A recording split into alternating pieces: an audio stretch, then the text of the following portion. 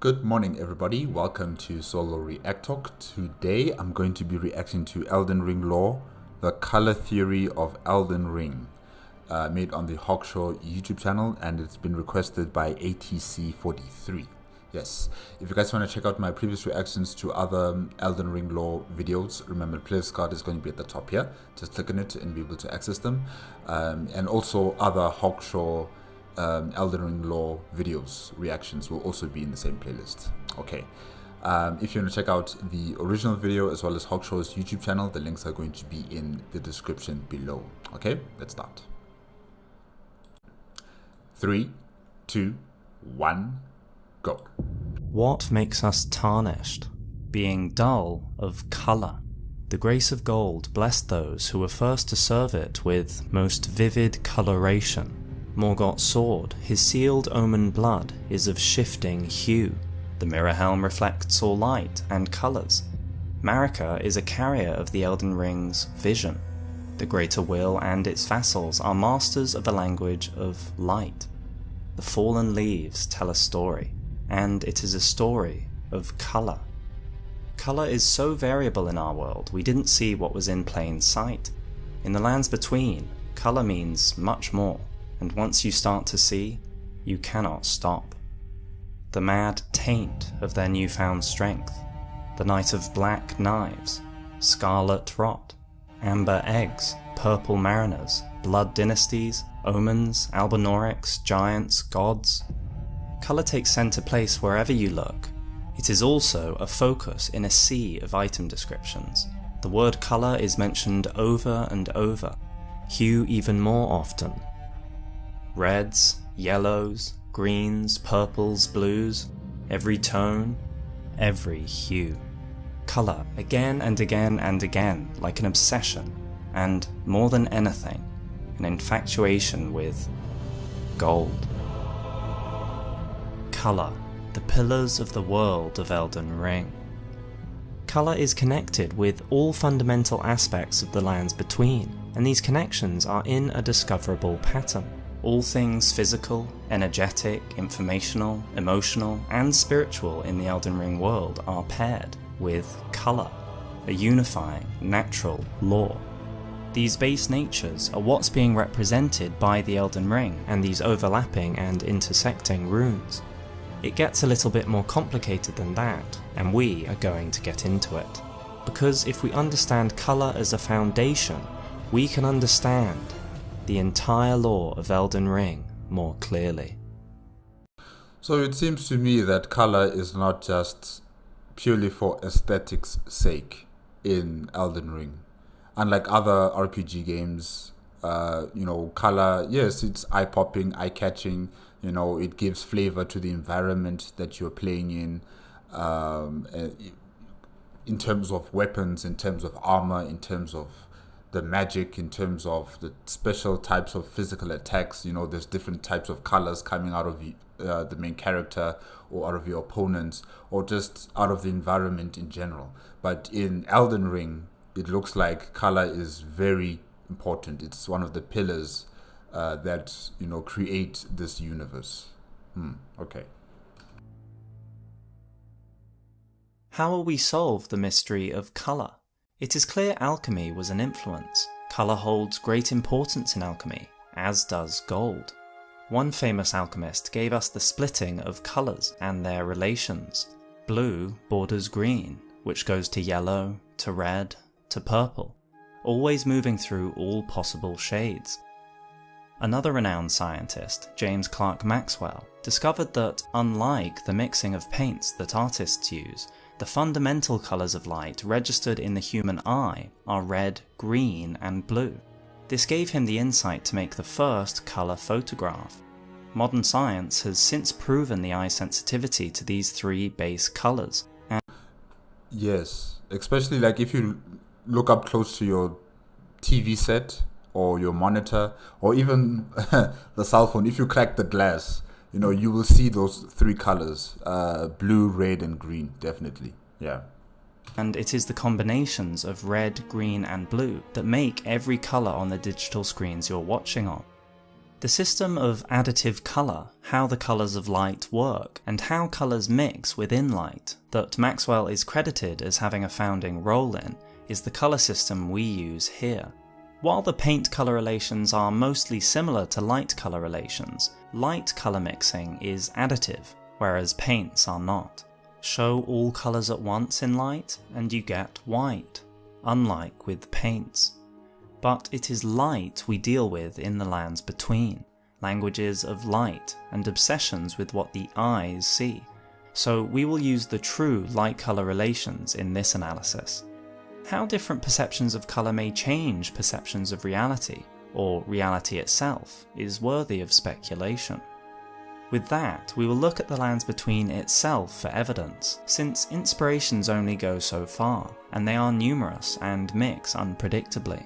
We have to begin as if we have woken up in the lands between, and use what we see around us to guide us. One difficulty is that there are other foundational laws in Elden Ring, which all mix and interfere. Another challenge is that colour isn't surface deep. We will have to isolate and simplify. We must find colours in basic and simple forms to understand. Then we will earn a key to the complex lore. Colours are of course a useful tool in game design, used to form associations for the player and help the understandability of the world. This is why health, mana, and stamina are almost always depicted in games as red, blue, and green respectively. I would also add in yellow. Yellow is also representative of stamina in some games, like Dragon Age or God of War. Yeah, God of War also has yellow for stamina, green for health, and blue for magic. But yes, definitely, most RPG types of games, the main colors,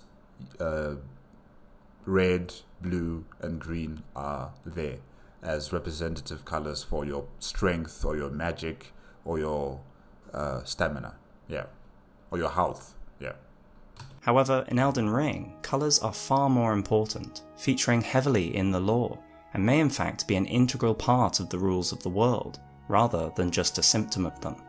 Eventually, we will understand why looking into another's eyes is so intimate, why we cannot dye our clothes another colour, why Radagon was ashamed of his hair, why Godfrey needed Sarosh to be a lord, why the Albinaurics are so weak, why Melania's rot is scarlet, why Radahn needs purple to keep his beloved horse, why the Frenzy Flame is yellow, why multicoloured is so vital, and understand the enigma of gold, the obsession that haunts madmen, nobles, and gods.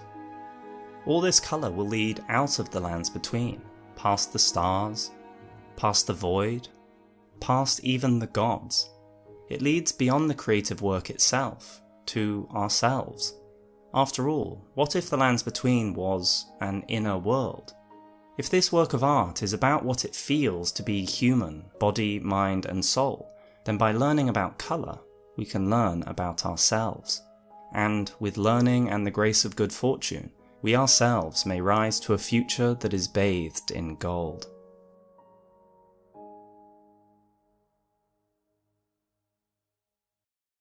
Red, crimson, scarlet, flame, giants, rot, and blood. What is this colour's place in the rules of the world? What effects, magics, emotions is it connected with? For this first colour, we will take a deep dive into the proof in the world. As we move through the colours, we will not be so exhaustive, but those who are curious can search to find what we have. The first place to look is where we can find red's nature the clearest. Where is red in a pure form, an unmixed form away from interference? In the simplest items we use most often. One of the first items is Flask of Crimson Tears. Tears, like all blessings from the Erd Tree, come in different colours, but the red tears we couldn't live without. They replenish your HP, the vitality of your player character. We can also bring Torrent back to life with Crimson Tears. Where do Crimson Tears come from exactly? I mean, they come from the Erd Tree, right? Is it some sort of sap? Or is it a fruit from the earth tree that you pulverize into some sort of paste or liquid, and then you're able to drink it as a health potion? I'm just wondering, like, where do you guys get this potion or the Crimson Tears? Yeah. Other Crimson things in-game also affect HP. Crimson Amber Medallion, Red Scarabs, and Crimson Seeds, among others. Exalted Flesh, treasured by heroes, is red meat in a medicinal solution of fiery red spices. Exalted Flesh. I like the name. It gives you the raw power of a beast, boosting your attack output. These things taken together make us think of bodily vitality. Red is needed to have a healthy body. Red is physical life. To interact with the physical world via physical means, you need red to restore that energy. Red is a colour our own world associates with health, youth, and strength. In alchemy, red was believed to have these properties, and the coveted Philosopher's Stone, which gave eternal life, is depicted as a vivid crimson. Other items in Elden Ring link to this idea of vitality. The red feathered branch sword raises the power of your attacks. All types of invigorating meat, which are always pickled in a red medicinal solution, boost our robustness, which help against build-ups of frost and blood loss. But you see, as I was saying before, the importance of color in the Elden Ring universe is far more than just it being part of the aesthetics of the universe.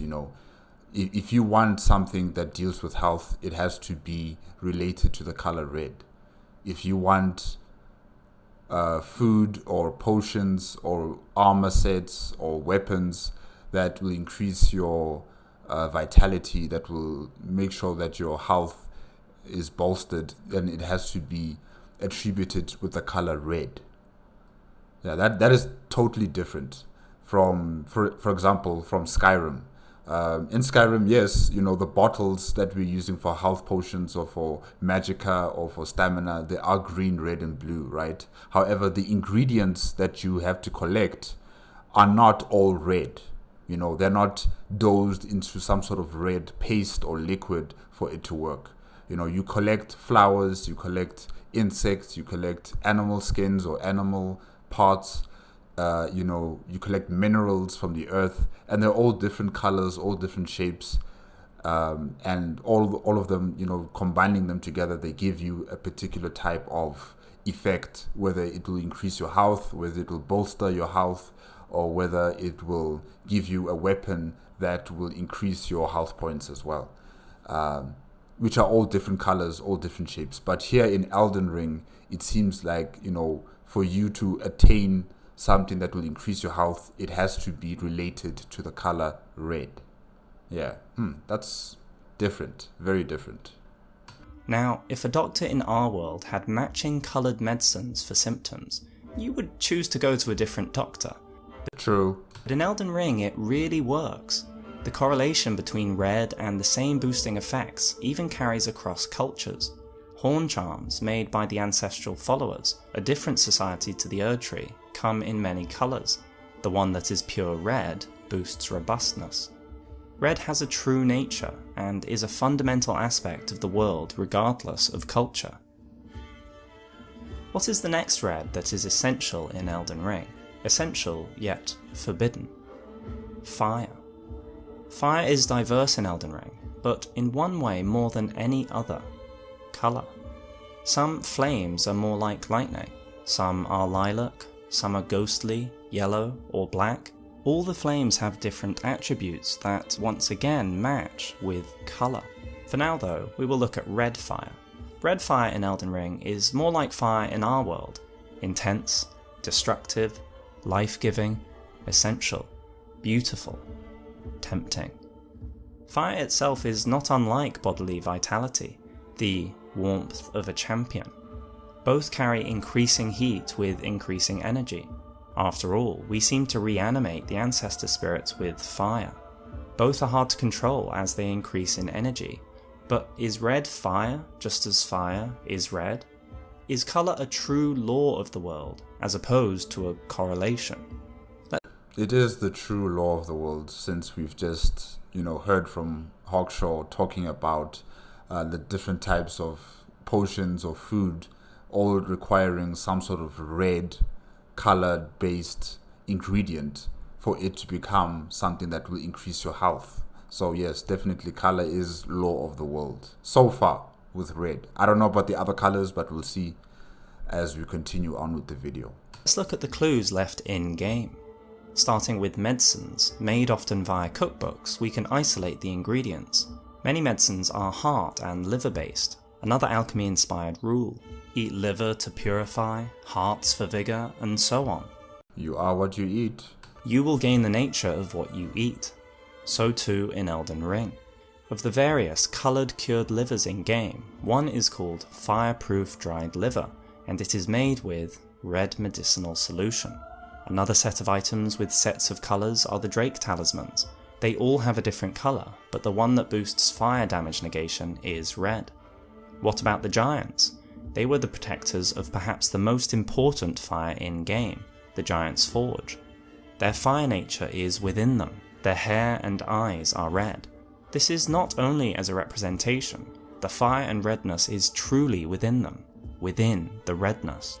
We can find and hold this hair in our hands, Giant's red braid, and it does fire damage. Fire grease, of course, adds damage to a weapon and is a vivid red. In our world, flammable grease or oil would be unlikely to follow these colour patterns. They don't. Oil? oil is not red in color, it's black, or some sort of like a darkish, grayish, blackish color, yeah. And it produces fire if you ignite it. And it's not the same color, it's not red, yeah. And it doesn't. But in Elden Ring they always match, and across other coloured greases and their natures. Another notorious connection to red is blood. Blood is one of the engines of bodily vigour. In our world, eating red fruits wouldn't change your amount of blood or energy more than any other fruit. Yet this is not what we find in Elden Ring. Consumables, when they are minimal and simplistic, once again follow a pattern. Staunching boluses, which alleviate impending blood loss, are red. Blood sorcery and blood magic are red. Blood grease is blood coloured, and blood will take us to more colour insights. What has strong blood? Rich, red blood. Beasts. Rich, untamed life is red. Vigorous life is deep red. Red is the beast, the animal, the flesh side of the human. Those deep red, or built of a red closer to wildness, exhibit beast-like transformations. Mog sprouts wings. Crucible Knights, who are infamously red-tinted, sprout horns, wings, and can use the power of many beasts. Certain reds link these aspects together all at once. Red glintstone boosts thorn sorceries and lava sorceries, blood and fire. Blood flame is the same pairing of reds, and Mog's own blood bursts into flame in his boss fight. This also happened when he stood before the Formless Mother. His accursed blood erupted with fire. Blood and fire, both red, are not so different in nature. Red pairs up blood and heat in the trait of robustness. All the medicinal solutions that help robustness are red. What is the use of robustness? It helps prevent build-up of frost and blood loss. The giants are fire, and with such internal heat they can survive cold regions. And with abundant vitality, blood loss is more manageable. If we join Mog's blood cult, we have a colour affect our own character. Our eyes glow red. It may Just like when you join up with the frenzied flame, your eyes glow yellow. Yeah. also affect our view of the world, as a true follower's hunt for blood will become a mental obsession. This eye colour, just like the colour of armours, medicines, spells, has a causative connection in the game. It is a law of the world. It therefore is not a fashion option. We cannot change it at will. It would change the law of the game fundamentally. Our eyes become our nature, which is paired in Elden Ring with colour. Yet, red doesn't only link with flame, blood, vitality, and so on. It also connects with harder to define things. Red has a shared quality with emotions, desires, sensations. Emotions are enormously important in Elden Ring. Nearly every ending is defined most by its emotion. Fear, doubt, loneliness, grief, despair, mania. What emotions would be paired with red in Elden Ring? Emotions that are instinctive, primal, animal, beast-like emotions. These emotions are messy, hard to control, and ill-adapted to society. If colour was only colour, would a god be ashamed of his red hair? I don't think so. Beast blood is a rich red, and beasts are red-natured. Those closer to animal emotions are closer to red emotions. They lack self-control or regulation. They do not possess enough intelligence to understand or override their instinct. Beasts are aggressive. As well as the obvious signs of aggression in battle, they also roar when they fight, something very unique to beasts and those of a beast-like nature. Runebears roar, but so too do the red fire giants Malekith or Garank, and Sarosh roars, until he is made silent. These types of nature are also useful. There are benefits, such as in battle. Well, thou art of passing skill. Warrior blood must truly run in thy veins. After all, Radagon's glory burned as red as his hair, which leads us to another success story that drew from a well of red. Godfrey. He waged war all the way to become Elden Lord. His strength was unmatched, but these emotions had their time and place, and once Elden Lord they no longer had a place in the capital. When we meet him, Godfrey maintains his lordly nature at first. He does not roar, his wildness contained in his bestial other half. This side of him, Sarosh, does roar, but Godfrey talks to us relatively calmly before the fight. When he is pushed to his limit, however, red has a place once more. He is then not content to have his beast, his aggressive side, held separate to him. He wants his bestial nature within him. He slays Sarosh, becoming his true nature once more. The deep red blood splashes all over him, staining him. Now, bestial and blood red, he roars. His breath and body so hot they steam even in the air of the burning Erd tree. He charges us like a beast, using only his bare hands.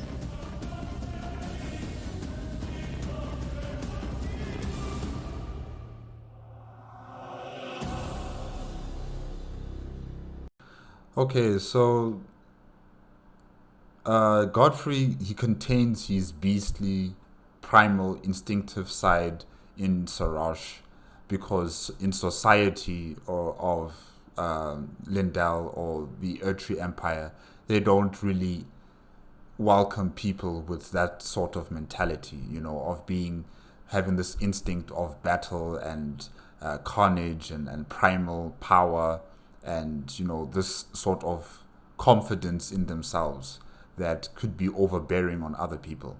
So that's why he keeps Sarosh, or he created Sarosh to keep all of that part of himself in it, and then whenever he needs to use it, or the point where he feels like he needs to use it, he kills Sarosh and he becomes his true self. Okay, interesting. So, another red emotion is aggression. A clear sign of this is the jellyfish. These young sisters change colour when they become aggressive, to red. Aggressive invaders have always been red. Blood Boil Aromatic, from a totally different sector beasts, is rich red. Consuming it increases your damage output, but also your damage taken. At first this seems to be odd, until you read the description. It puts those who consume it into a frenzy, berserker-like, beast-like. Linked to aggression is the competitive urge, ambition, the desire for power, dominance, possession. Competitive summon signs are red. The red effigy is competitive. The true Hoaraloo fought for a crown, and on defeat tells us our strength deserves one. Brave, tarnished, thy strength befits a crown. We were told this lore before the game came out.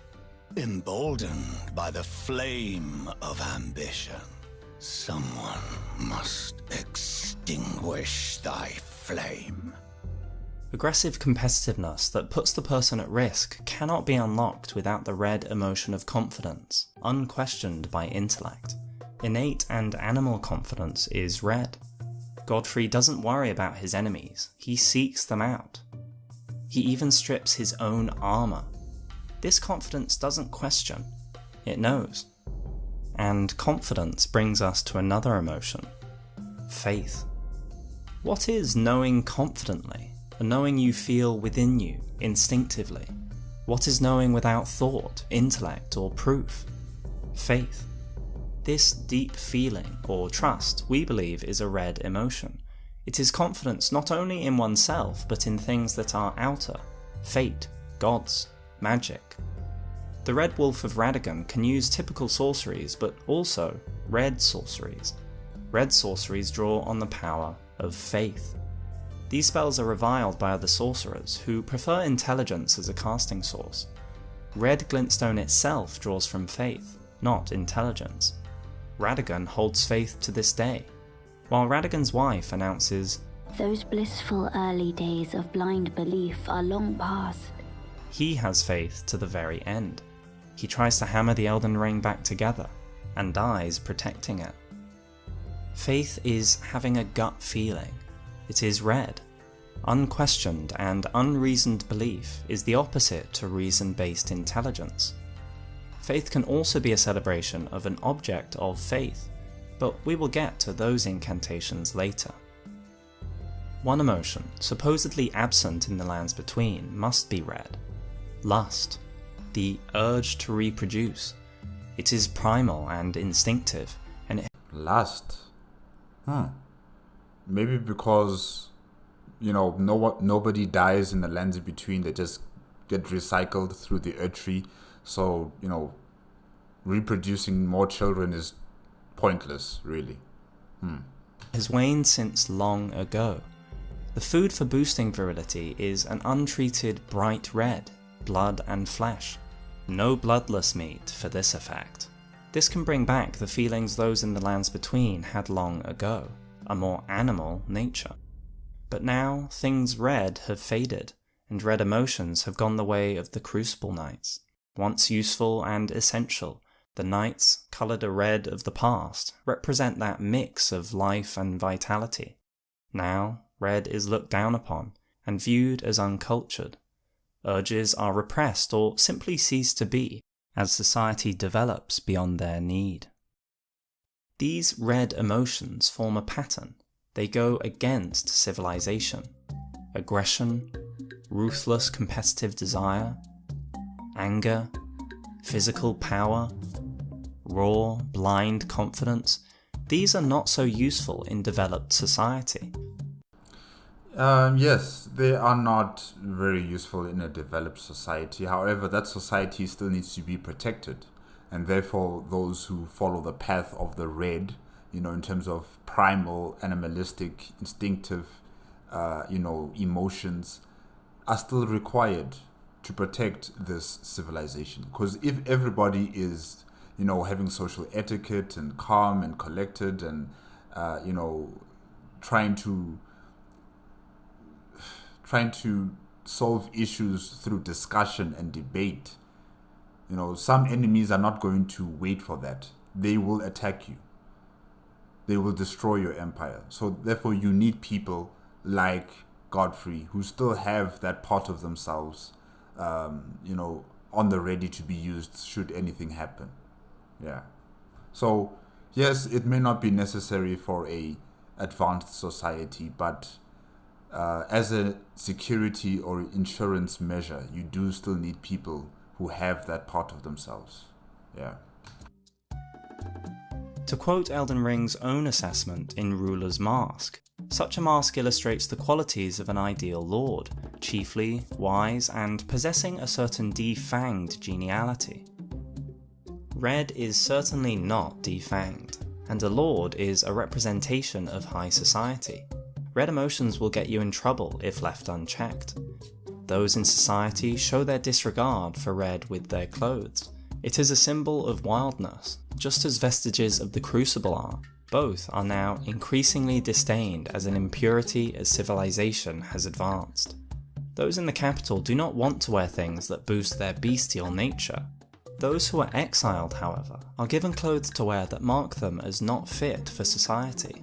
What is the colour of the exile robe? Red. The exile hood? Red. What is the colour of those exiled for heresy? A deep red. Sagehood is burgundy and is literally evidence the wearer was driven from town. So if you want to dress up with red socks or red shoes or red t-shirt, you can't. You can't in the lands in between. You can't do that in the Etri Empire because, you know, that will increase your bestial qualities, you know, your primal instinctive qualities, and that's something that is shunned upon in this civilization. Wow. Red is a signal of a social reject. There are more mysterious uses of red. Why is the bolt that pierces Marika red? Is this because her physical body must be pinned down by red, by the bodily and physical nature of red? And what does the red of the two fingers tell us? What can we draw from the red that spills out after Rani slays her two fingers? Are the two fingers the physical aspect of something greater, the body of the greater will? Yet for all the risks of red, who could do without it? For many, a life without red wouldn't be worth living. In fact, life without red in general would also just be fatal for many people. Because, you know, for medicine purposes, you need red. To increase your health, you need red. To have stronger weapons, you need red.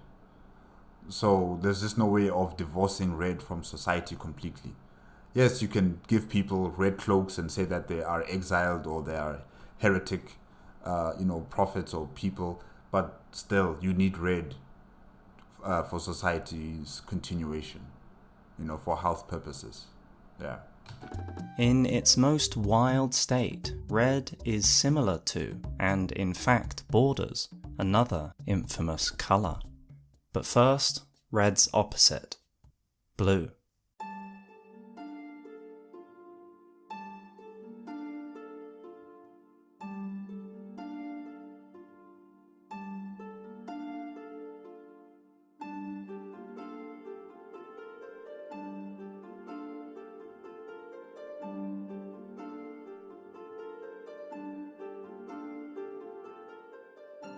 Blue in any Miyazaki game brings one thing to mind: sorcery. The colour of sorceries are, like all of Elden Ring, very varied. Some sorceries are cast with faith, but almost all are cast with intelligence. These intelligent spells are ranges of blue. The first thought is that blue is the colour of the mind, of the intellect, and perhaps of the soul. Let's see if this intuition is right, and if so, what else does this colour do? What does this colour help, harm, and what are the blue emotions? Blue makes its appearance as one of the first items we find, Flask of Cerulean Tears. It replenishes your focus points. Focus is the engine of the intellect. Focus points are used to cast spells, activate skills, and much more. The navy blue hood, simply from its colour, increases mind. Magic grease, magic scorpion, blue liver, shimmering hearts, all affect magic damage. All are blue. The blue Carian Regal Scepter enhances full moon sorceries, and only those of the highest intelligence can wield it. It is all mental power. Blue is the colour of the mind, intellect, focus. So blue is the mind, right? And red is the body. Okay. The characters of the world confirm this. As they become more and more intellect focused, it reflects in their colours. Rani is no longer connected to her body, and she is permanently blue. She is also cold, with literal ice crystals under her hat. I thought those ice crystals were some sort of magical dust coming out from her face. That's what I thought it was. I didn't think it was some snow or ice crystals. Yeah, interesting, okay. Lusat's brain has become almost inorganic, it is so far from red life. His new head has a deep blue within it. The mind's eye of Astal, a star being, is blue. Oh, I see it. Oh yeah, wow. Okay, wow. How did he become this way though? I want to know. Did Astal evolve out from his body and, you know, confined his entire existence into this blue orb that now cradles itself in his head, in his skull? Is that what happened? Ugh. Of course, the centre of blue on the map is the Academy, surrounded by mists and waters, bathing in a night sky of the moon. Their robes are blue. Their robes are blue, but they have red as well. What does that mean? You know, because like we've discussed before with the color red, anyone who wears red attire is either considered to be an exiled person or a heretic or someone who is not desirable within the lands in between. So now that we're seeing these wizards, if I can say that, you know, they're wearing blue, yes. However, there's also red, you know, kind of like a cloth on top of that. What does that entail? What does that mean?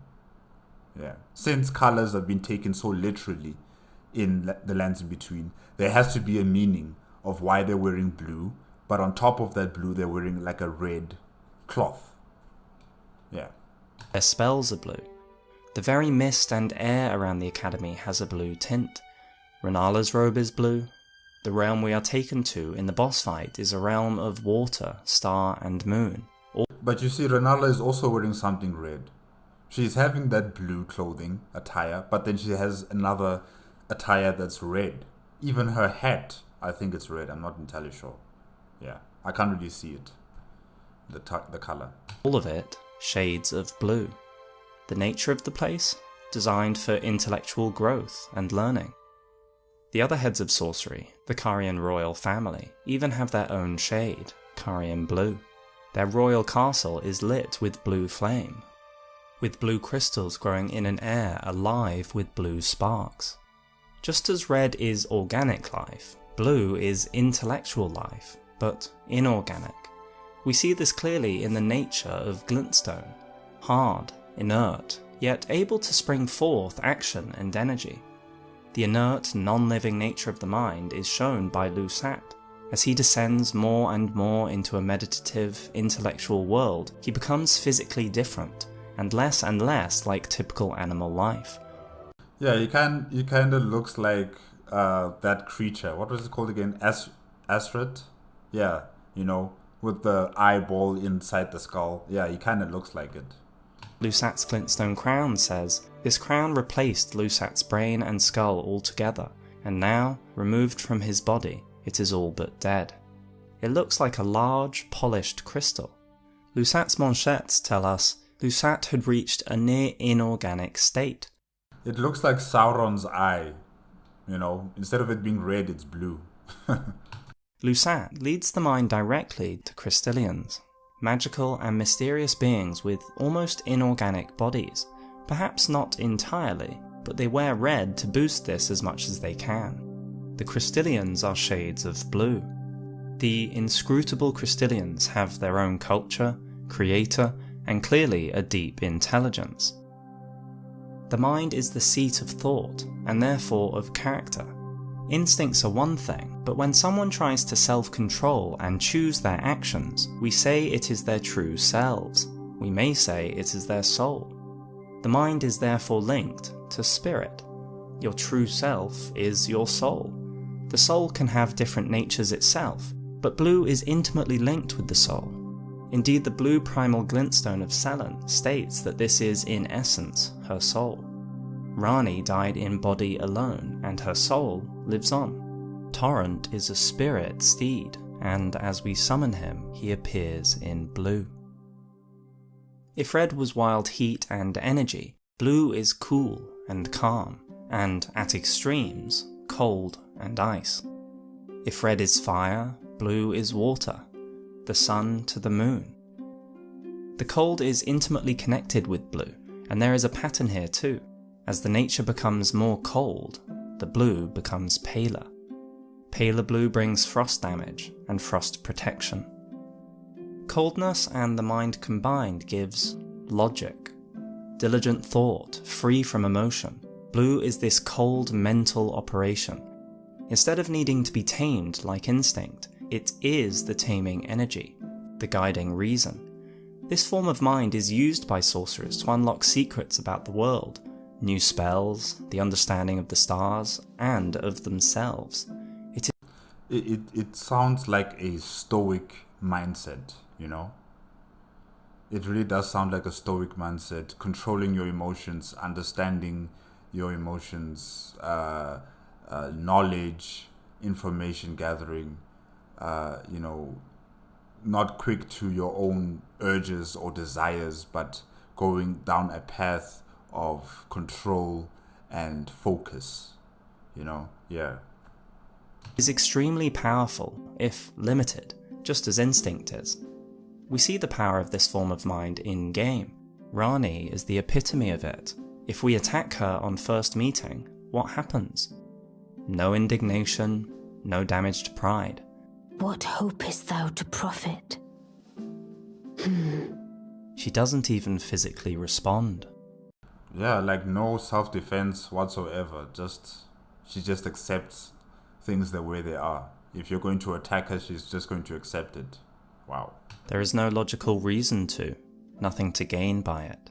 No logical reason in defending yourself? Okay. She dissolves this temporary spiritual body into the air in a shimmer of blue. Even if we tried to kill her after being her loyal ally, after placing an engagement ring on her finger and swearing to become her consort, how does she respond? No rage or aggression. What hopest thou to profit? She asks us why we would do this, a logical question, then reflects on her behaviour and how she may have caused her own downfall. So this is the measure of my lord. Perhaps it is precisely what I deserve, for surrendering myself to delusion. The blueness of these cold, logical forms of mind and Rani's behaviour may lead us to believe there are no blue emotions, but this is not true. They exist, they are just drastically different to red ones. What emotions might blue feel? What emotions come with coldness, with logic? Rani tells us when talking about her planned form of order. She will take us into fear, doubt, and loneliness. Blue emotions include all of these. A rational mind that analyses and looks at evidence will always carry doubt. The world is full of the unknown, of chaos and randomness. A blue mind will think about the limitations of knowledge, how knowledge can be an illusion. Even Gideon, the all-knowing, has gaps in knowledge and makes mistakes. A blue mind doubts. Fear comes next, and directly from doubt. It is a fear of the unknown, not the known. The fearless are usually those who don't know enough, the red and foolishly confident. Loneliness, for a cold, rational mind, is almost a guarantee. Less animal, less instinctive, less social. More introspective, wanting to understand more than feel. Loneliness is a complete match with blue. The mind struggles to connect with others as easily as the body can, and mental pursuits have their costs. Many of the sorcerers we find in-game have receded into thought so deeply they have stopped being social entirely. They do not even talk to us. Yeah, they become like that, a marble head, and that's it.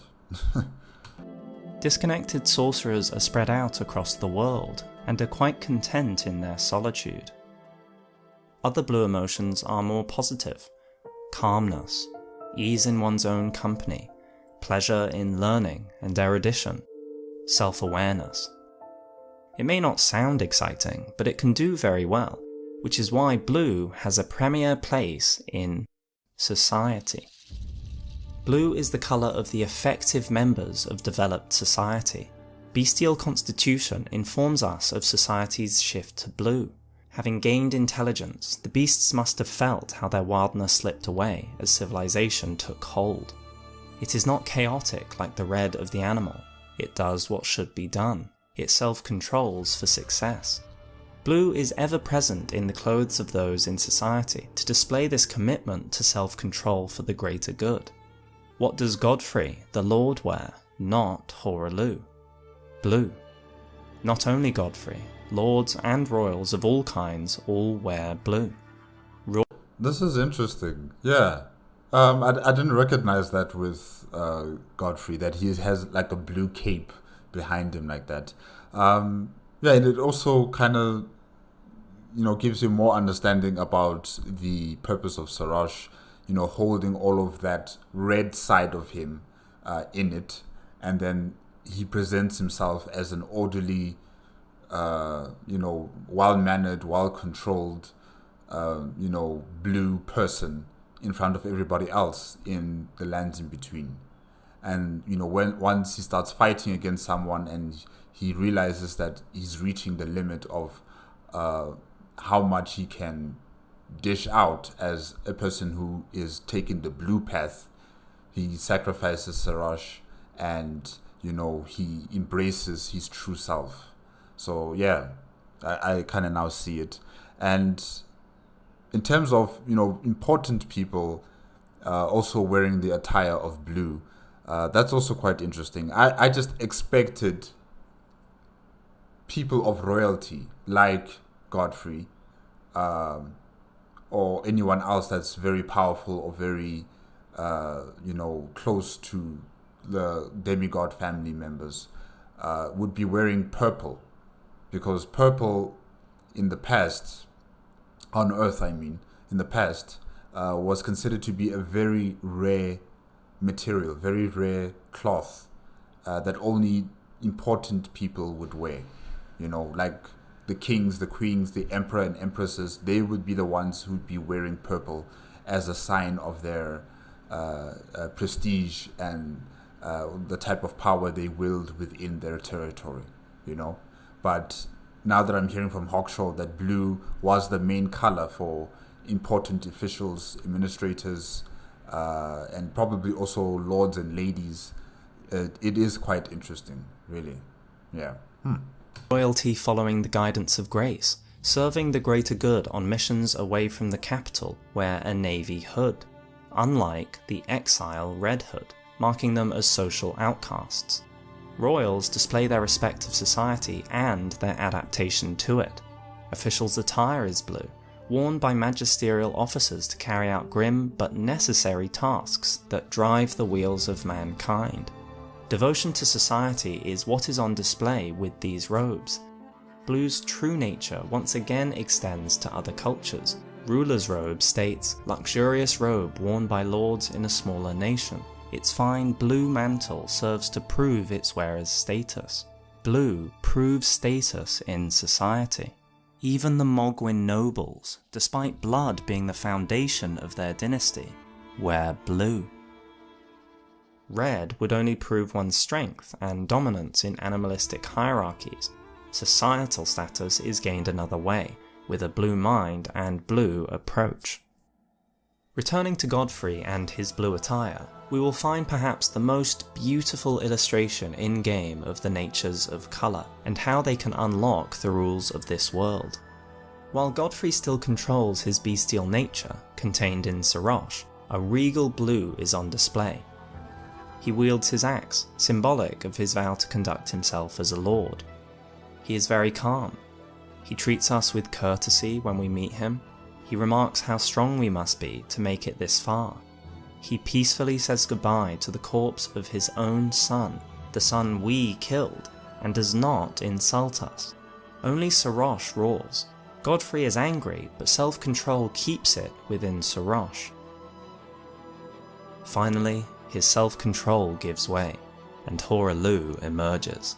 He rips open Sarosh, releasing the deep red blood which spills all over him, making himself his true nature, predominantly red. The regal blue attire now hangs shredded, drenched in red blood, irrelevant, forgotten. He then says, I've given thee courtesy enough. Courtesy, the blue of a lord, is done with. With that, he roars.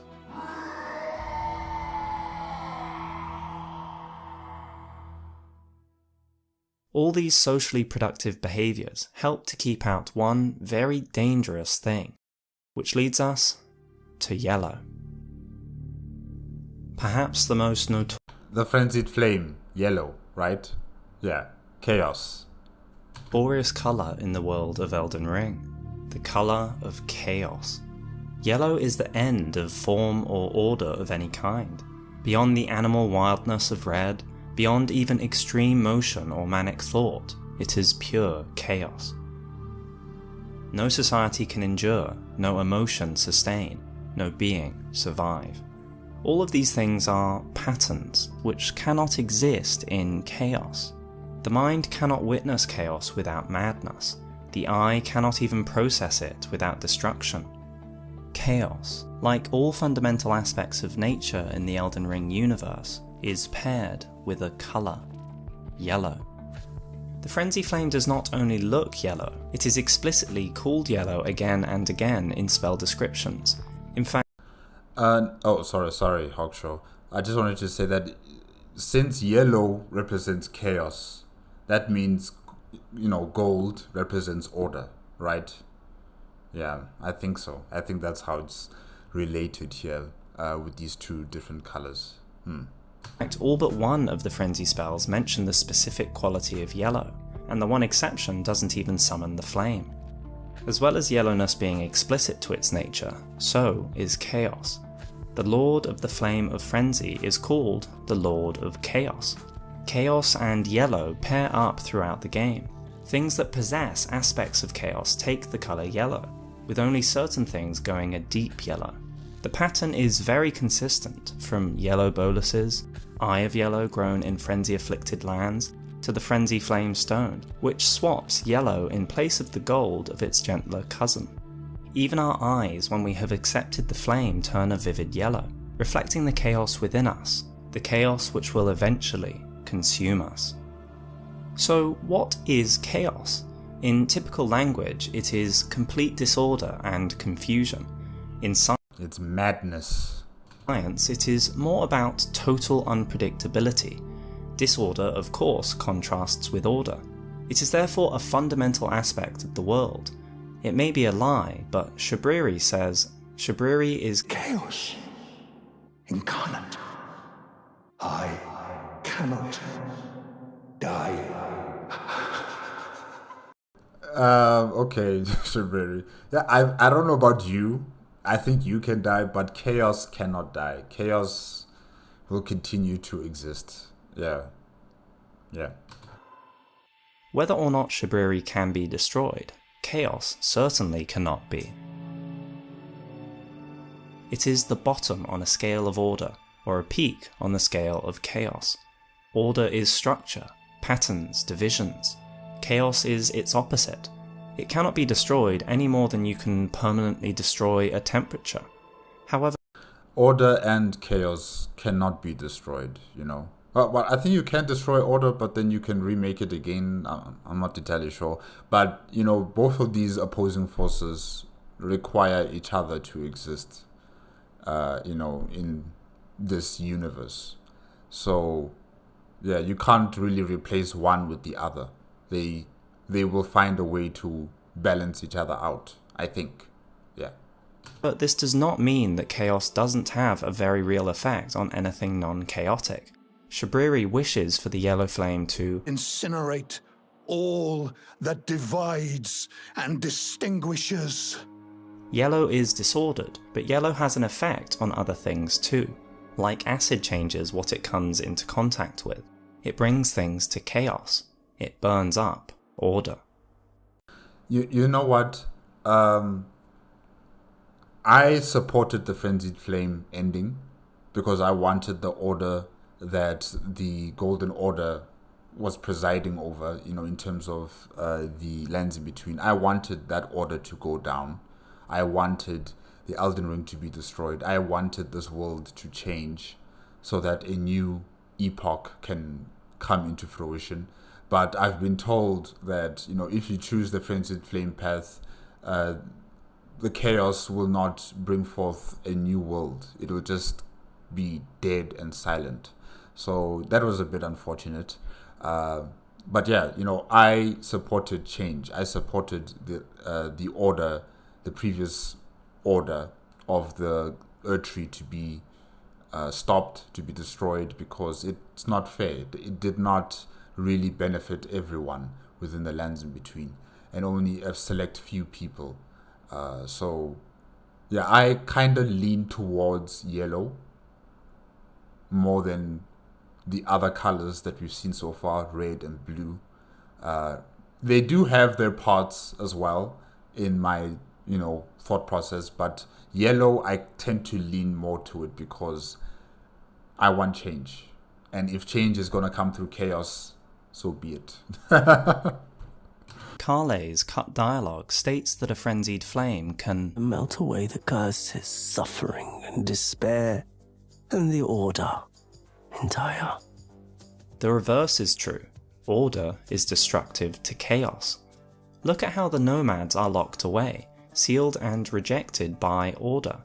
Look how thick, heavy doors, a simple physical order, seal the three fingers. Look how the flame of frenzy decays to red once we cast.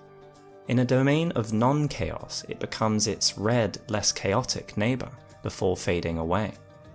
Neither order or chaos can survive in an environment which is overwhelmingly the opposite. Shabriri has been working on his plan for a long, long time. May chaos take the world. But until our influence, the frenzy flame is still so irrelevant it can be totally missed in a playthrough. It is not much easier being an anarchist than someone trying to progress order in society. To move the scale long term is an enormous challenge. Hard to believe? Imagine adding as much chaos as you could to the world. How long would one last before being locked up, or saying farewell to the world oneself? The damage chaos does to the order that accepts it is obvious. Our yellow eyes will eventually become yellow embers, burst and broken from suffering the flame of chaos. Simply seeing the dazzling glare of frenzy for too long is too much for the order of our eyes. The merchants suffer. The three fingers seems injured or heavily fatigued, but it may not be from outside influences. It does? It looks fatigued. Huh. Never really thought about that. It's just the cost of holding chaos within it. Finally, it burns up. Even channeling chaos is not free. It means damage to anything with order. We ourselves are a lot of order, and the pain we feel casting a frenzy spell is obvious. Even just the sight of the flame of frenzy drives the enemy and ourselves mad. All this summoning time and agony merely to summon frenzy in the most random and inaccurate way. Frenzy Burst is one exception. This spell manages to direct chaos in a generally straight direction, yet the frenzy— But it's chaos, and chaos does not conform to order. Order is straight. Chaos is everywhere, zigzagging around, yeah. flame shows its nature as it flies, wildly spiraling as it rebels against this control. The spell's description matches our understanding of frenzy.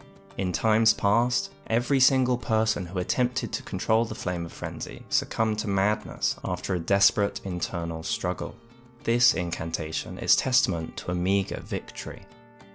What else is yellow in game, and does it fit with the fundamental nature of chaos? There is one thing we can encounter at random in the plains as we ride: lightning. Randomness is a clue. Just like the flame of frenzy, it bursts forth chaotically and seemingly unpredictably. But is lightning yellow in Elden Ring? Isn't it like a different color? Isn't it like red in color? Huh, okay. Yellow lightning. The match between yellow and lightning is more than just the colour of lightning. If we pickle liver in a yellow medicinal solution, it boosts lightning damage negation. Fulgur bloom itself is yellow. Lightning grease is a bright yellow. So lightning has a yellow nature, a chaotic, sudden, unpredictable nature. Of course, lightning isn't always yellow, which may hint to how exactly lightning works and what brings it into existence. If they exist, yellow emotions would be quite a thing to feel. What do we feel when our inner order is troubled by yellow? Pure yellow is beyond emotion, but we can be riddled with chaos before we disappear, and so too can emotions. The simplest emotions are the unavoidable ones. Ravaged by internal chaos, one emotion is inevitable. Madness. Some sort of madness. Insanity. Fatigue. Oh yeah, that too. Have you noticed that all the nomadic merchants are seated? When Kale or an aggressed merchant does stand, they have very hunched shoulders. Is it not because they're carrying a lot of stuff on their backs? I mean, they are traders, right? Okay. Slouch even more than the use of their cane requires. As skinny as his donkey, Kale helps to hold up his own coat with one arm. The posture is of someone suffering from fatigue, reminiscent of a teenager. Villagers of the frenzied village are brought to their knees by the frenzy. The three fingers is too alien to be certain, but it seems to be exhausted. In comparison, even the old two fingers, described repeatedly as having lost all vigour, stands upright and present until death. But it's like this. It's not really upright. Or... okay.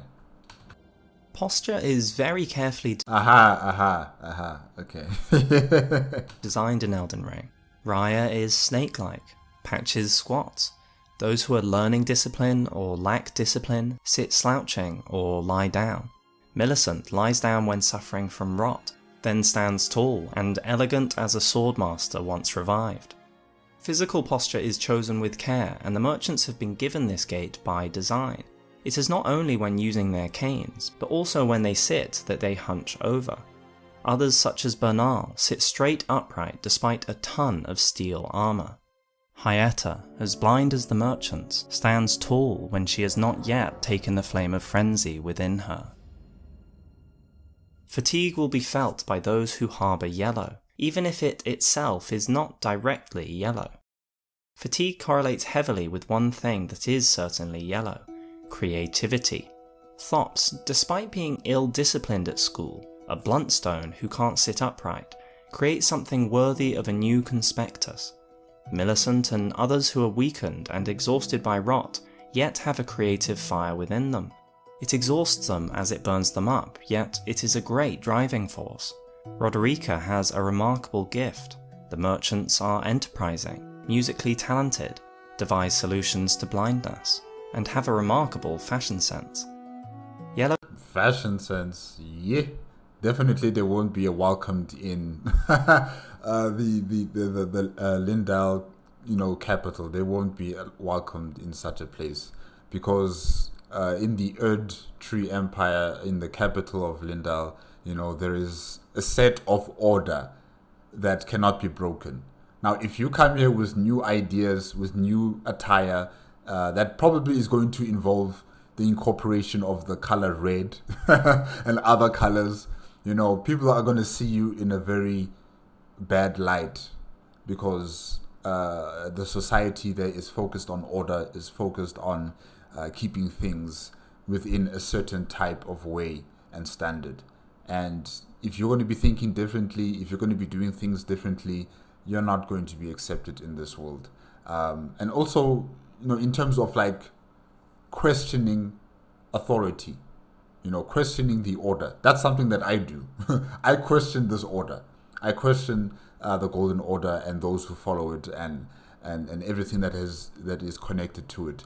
I would not be welcomed here in this place, in the city of Lindell or the Erdtree Empire. I would also be considered as an outcast, or as a vagabond that should not be anywhere near the capital city. Yeah. That's why I'm saying I'm leaning a bit towards yellow. And blue has its place, red has its place, but I am leaning more towards the yellow side of things. Yes, chaos is, dangerous, but it's still worth it. To change this society, to change this system, this order, you need a little bit of chaos in there too. Yellow is creative because it doesn't respect any borders. It doesn't have any filters or rules. It is unpredictable. Could the world survive without some chaos? Could a lands between flourish if only two fingers had their way? Or no, like I said before, you need both. You need chaos and order. You can't just have one and cancel out the other. Yeah, you need that balance. would no chaos be as destructive as no order? All creativity must have some yellow in it, but pure yellow is extreme creativity.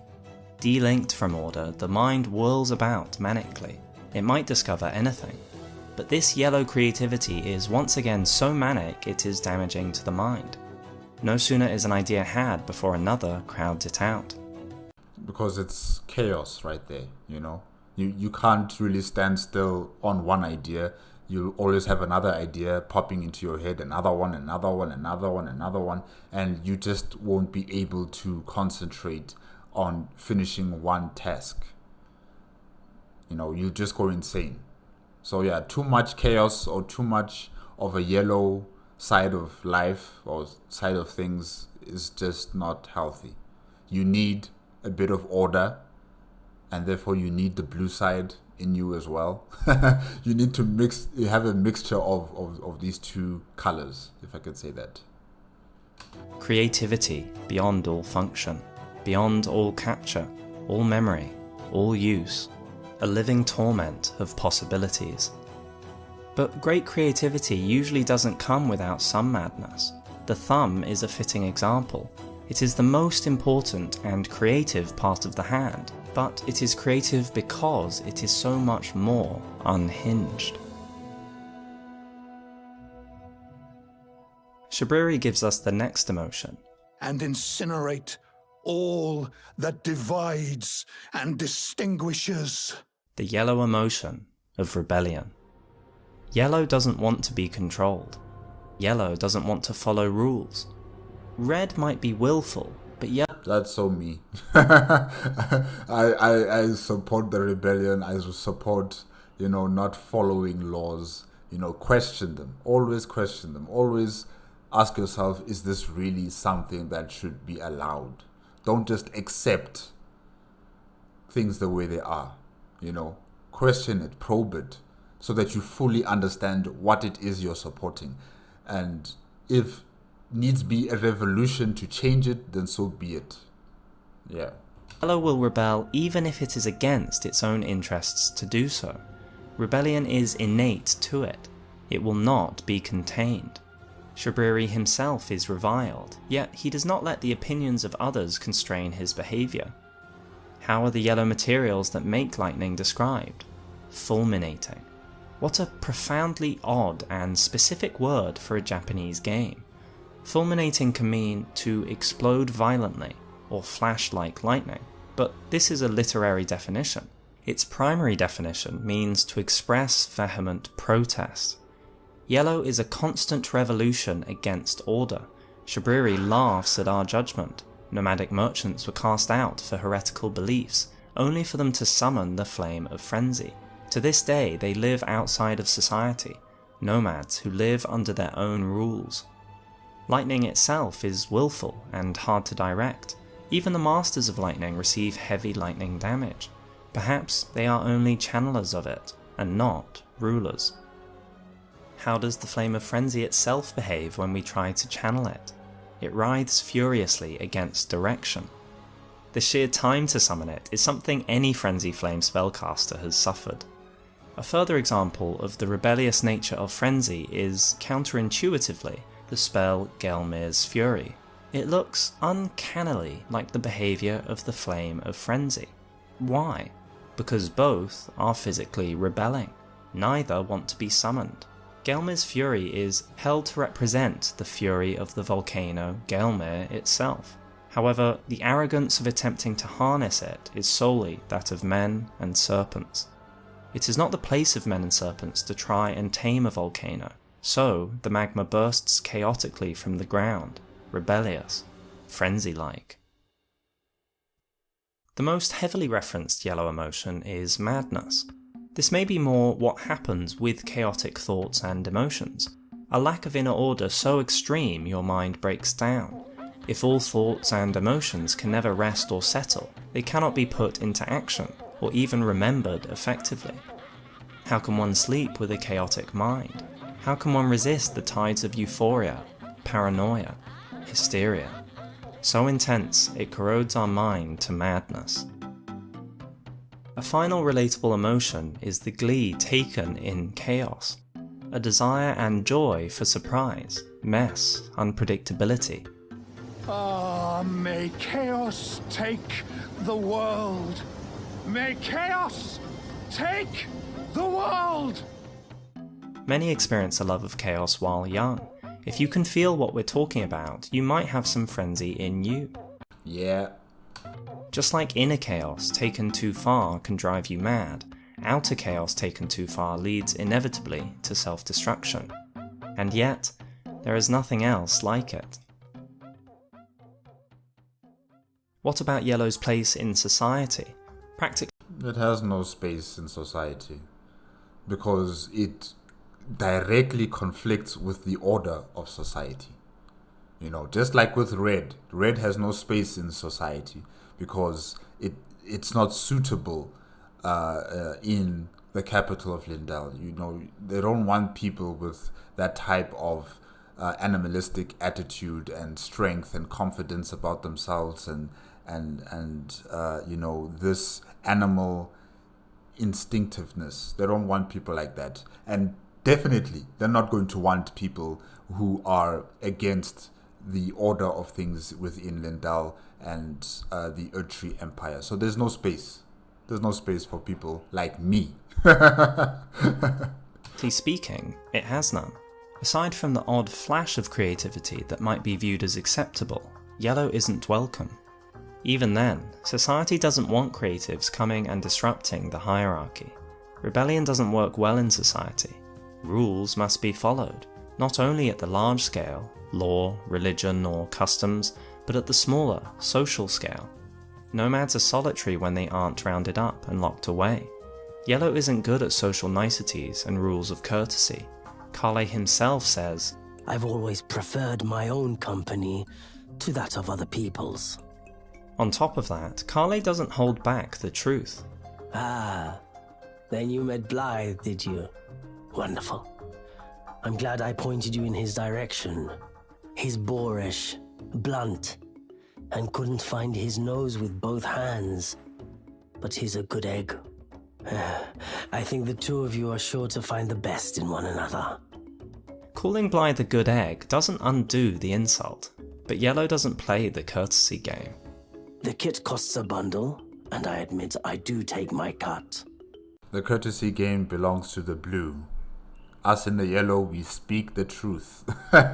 We speak our truth, I should say, yeah. But the important thing is that you survive. Every customer counts, after all. Unfiltered, honest, but not tactful. At large scales, not only the social, but the individual and whole society are destroyed in chaos. The ending, in typically obscure fashion, shows this. The Lord of Frenzy ending is the only one without any context. There is no dialogue, no description of the age, no story of how it will be remembered. Everything has been destroyed. Finally, chaos is linked to time, predictability, chaos, order. Without time, do these make sense? Order In terms of chaos, I don't think so. is in some sense predictable or patterned over time, and chaos has no predictability at any time. Yet chaos cannot die, therefore chaos is immortal. It lives forever, yet has no duration to its existence moment to moment. How peculiar. How peculiar too that on becoming mad, or within a great frenzied spell, or the great frenzied sun, and ourselves as the Lord of Chaos, have a core of black. Black is a remarkable colour in Elden Ring, and we believe that it is paired with time. Time is referenced heavily in-game. A god is supposed to live a life eternal. The Dragon Lord lives beyond time. We can stop the meddling of an outer god, but only when beyond time. Ancient dragon smithing stones lightly twist time, which allow the creation of a weapon capable of slaying a god. Time is an essential aspect of everything, and it is very linked to gods, life, death, entropy, and much more. Time, after all, dictates the duration of your existence. However, time is not directly part of existence in the same way red or blue is. In a similar way, it might be said that black is not truly a colour. Instead, there is a scale on which black and white are the extremes, darkness to lightness, and all colours can be shifted along this scale. To clarify this, it is easiest to look at one end of that scale. What is black? Black is one extreme end of time rates. Time stopping. When something stops progressing in time, it turns black. An obvious... It does. Huh. Okay, and I never really thought of it that way. and simple example is death. The lands between are shrouded by death's dark fate. Fate becoming dark is a fate that stops. One form of death, though there are many forms, is if a being stops continuing in time. Black is death lightning. Death blight. Part of the god-slaying black flame. The forbidden shadow plucked from the golden order upon its creation. And the black that ends Radagon's life eternal. The boluses we consume to robust ourselves against deathblight are black. Time is so essential to death that, to those beyond time, death may not apply. Black may help boost the effectiveness of killing in and of itself. The Night Riders are dressed all in black, and their weapons are jet black. They were deliverers of death for great warriors, knights, and champions. The black could be more than symbolic, given their aim. Of note here are the Evergaols and Ordina the liturgical town. For both of these we can enter another realm, and we find the world beyond shrouded in darkness. Yet this does not seem to be a new place, at least not entirely. After all, the runes we drop on death are findable in our reality. So are Evergaols in fact the ultimate prison? A jail that holds its prisoners by freezing time? They are called Evergaols after all. There are more complicated aspects of time stopping, for which Miyazaki seems to have been partly inspired by scientific theories about the universe. Time, or any meaning of time, stops at the centre of chaos. What do we see at the centre of the flame of frenzy when it is intense enough? A black core. As we have mentioned. So, like the universe, you know, if the universe stops, like if entropy stops within the universe, you know, and the universe is no longer disordered, no longer in chaos, no longer in motion and flux, it turns dark, it turns black, because there's no activity anymore, there's no more light, there's no more creation or destruction. Everything is now still. That's when entropy stops, when the universe no longer has stars in the night sky, or should I say stars or galaxies or anything. It's just emptiness, darkness, black. Okay. Hopefully I understood it. If I'm wrong, guys, you can correct me in the comment section. Yeah. Chaos is eternal but has no duration. Therefore, paradoxically, its time state does not progress. Another place where time slows and eventually stops is areas of deep gravity, and black is exactly what we see in the center of powerful gravity spells. The other end of the scale is white. All colours can lighten by adding white, but what is full white? Where black is the current of time completely stopping, white is deep time duration. A maximum time duration is infinite. So too deep a colour and it ceases to move in time. Too diluted and pale, it lasts and lasts. But what is the only thing that truly lasts forever? Nothingness, the permanent background in which all things come and go. So depth of colour is more intense in its existence but has less duration, and as things become whiter they last longer but are less intense. This scale is actually therefore simply an aspect of all colours. The world of Elden Ring confirms this. Whiteness increases time duration, but at a cost. All items we make with white meat say this clearly. Lasts longer than traditional cured meat, but with reduced effectiveness. Albinaurics show this too. However, colour is not surface deep, so we have to be careful as we move to more complicated things in the world, such as creatures.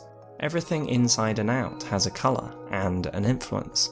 Something may be as much skin as clothing, and we only discover the colour of blood in battle. Luckily, Albinaurics do not only have white skin, but also white blood. What is their nature? As we expect for something so pale to the core, they are extremely weak.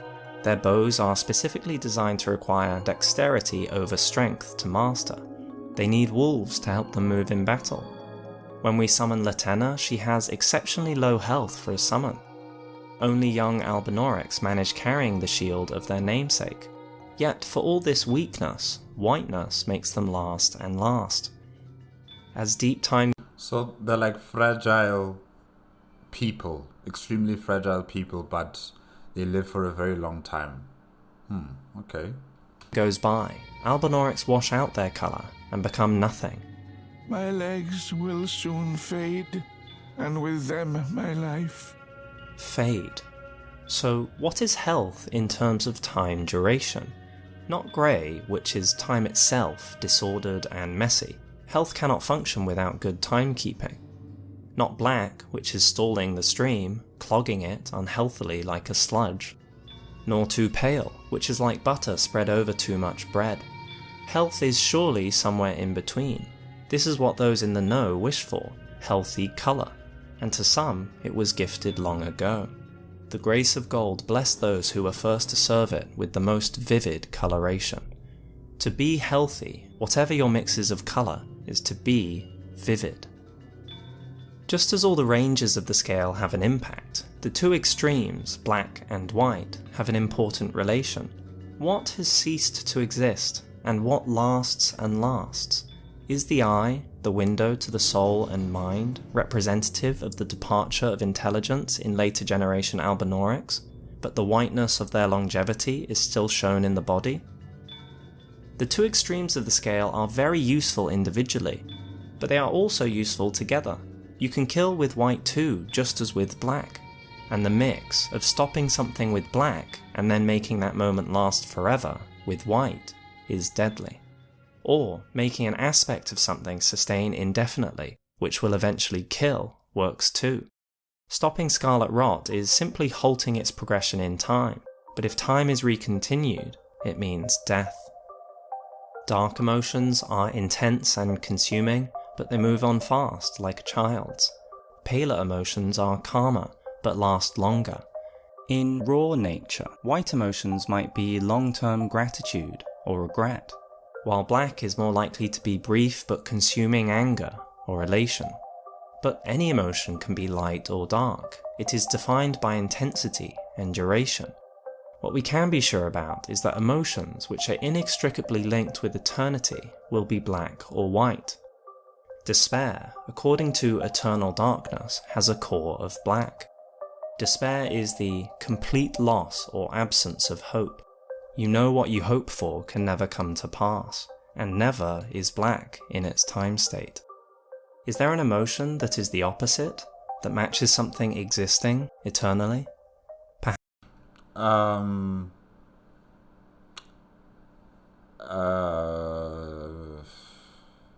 belief or some sort of like a hope. Yeah, something like that. I'm not entirely sure. Perhaps if hope springs eternal, it is itself white.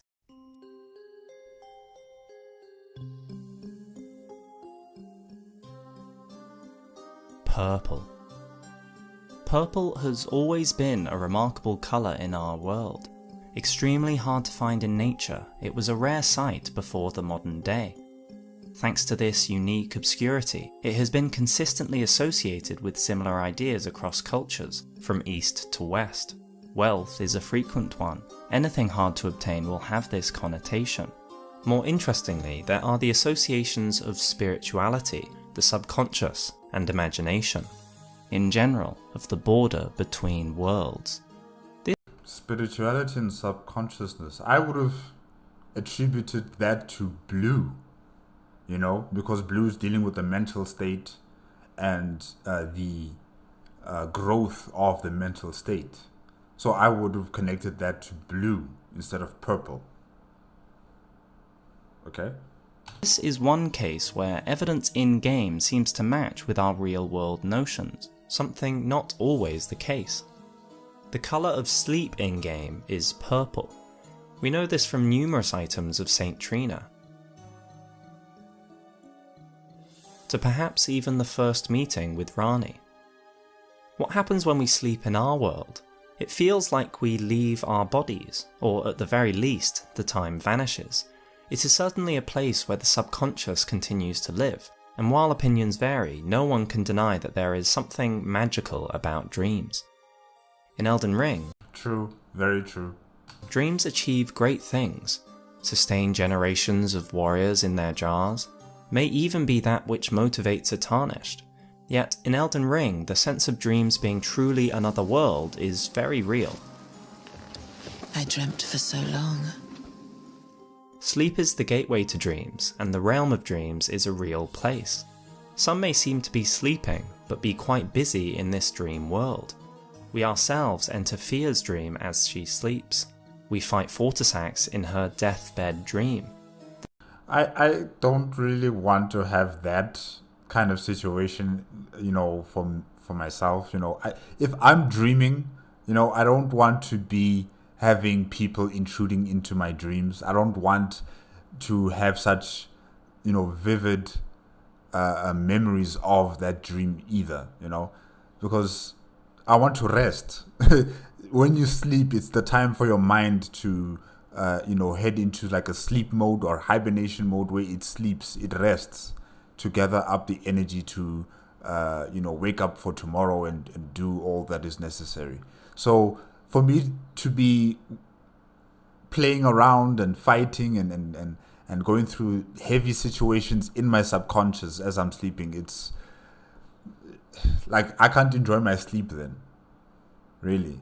It's like I'm living two lives. I'm living the life in the world of the awake, and I'm living another life in the world of the sleeping. So yeah, no ways. The surface of the boss fight, a quagmire of purple. Perhaps she uses a sleep pot to put herself to sleep. And yet the events of this shared dream have enormous real-world consequences. Trina's torch burns with a purple flame, and these purple flames cause sleep. But Trina is involved in more than just sleep. Trina is clearly depicted with a third eye in the centre of the forehead. The third eye is to see beyond, to see across boundaries into other worlds.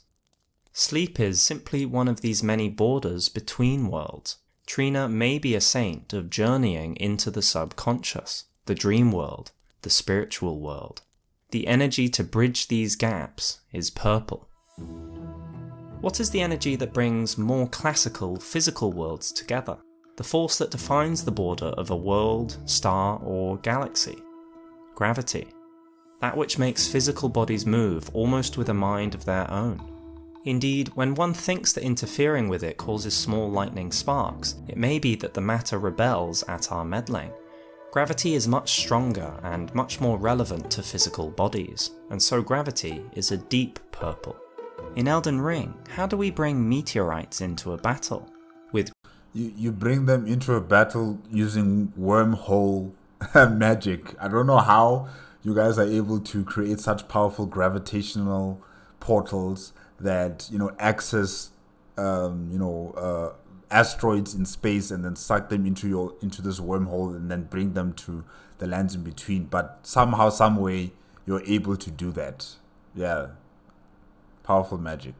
gravity, preferably with glintstones that boost gravity sorceries, which are, of course, purple. Gravity in Elden Ring pulls, but not merely from distances, but pierces to completely different regions. We don't have to wait for the meteorites to come from space. Gravity can open a door or bridge between worlds as sleep does, bringing collapsing stars or meteorites from nothing, and even pulling objects from the mysterious void. Astal, the leveler of the Eternal City, is very talented at moving through gravity doorways. But the master of moving between worlds is the Elden Beast. What colour does the Elden Beast emit when transporting us to another realm? Deep gravity purple. Both gravity and sleep are dragging, sinking forces. One weighs down focus and presence, the other weighs you down physically and exhausts you. This shared sinking effect, in different intensities and across different planes, are represented by their shades of purple. It once again fits the pattern of darkness and lightness of colour. Dark purple is more intense, has a stronger physical effect, but it doesn't last as long. At its most intense it goes black, and as in our world, time stops. Indeed, with stars seeming to dictate fate, this hints at how time, fate and gravity are connected. Meanwhile, light purple lasts much longer, is gentler, doesn't pierce so deeply as the physical, but nonetheless drags us to the world of dreams. What is the most important border to being human? Whether you're a dreamer or purely practical, it is surely the border between the mind and the body. Red is the body, blue is the mind. Red and blue gives purple. Both. Okay. Now I'm connecting. Now I'm connecting the dream aspect with purple, because I expected that, you know, dreaming and, you know, having the ability to dream would be part of the blue side, because it deals with the mental state, you know. But now that we're merging red and blue together to make purple, it kind of makes sense as well. Yeah, it works. Okay. weaken each other in a way, the body exhausting the mind questioning and tempering the body. But it is this costly relationship that gives rise to great things. Imagination, dreams, the subconscious, the deep invisible wisdom of the third eye. Purple is this border, neither enough presence to be fully blue, yet not all raw instincts and animal unconsciousness to be red. This mysterious middle is what makes us human.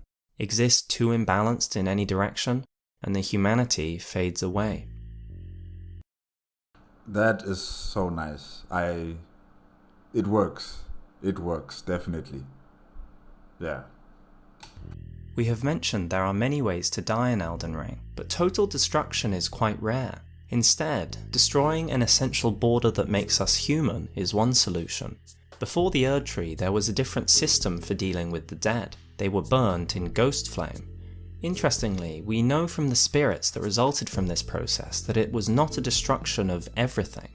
The bodies may have been destroyed, raked as ashes, but the spirits lived on, sometimes with great bitterness.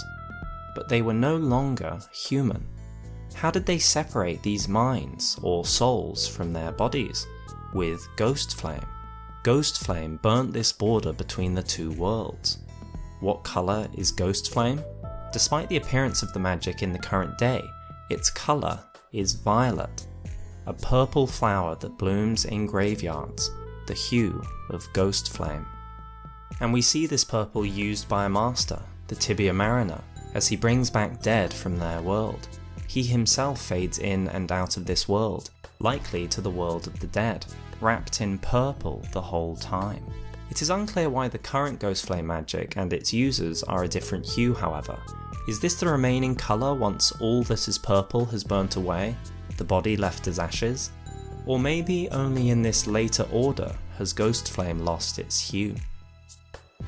The purple consumables, staffs, grease, plants, all patterned to sleep, gravity, and borders to other worlds.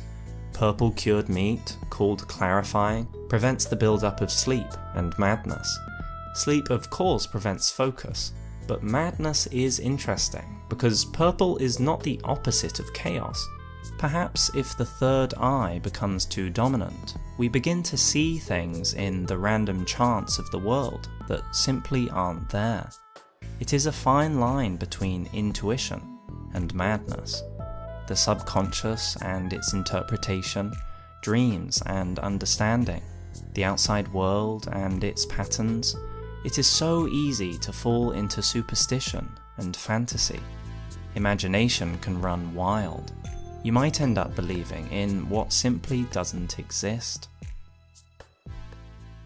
And yet, the mysteries of purple are so seductive.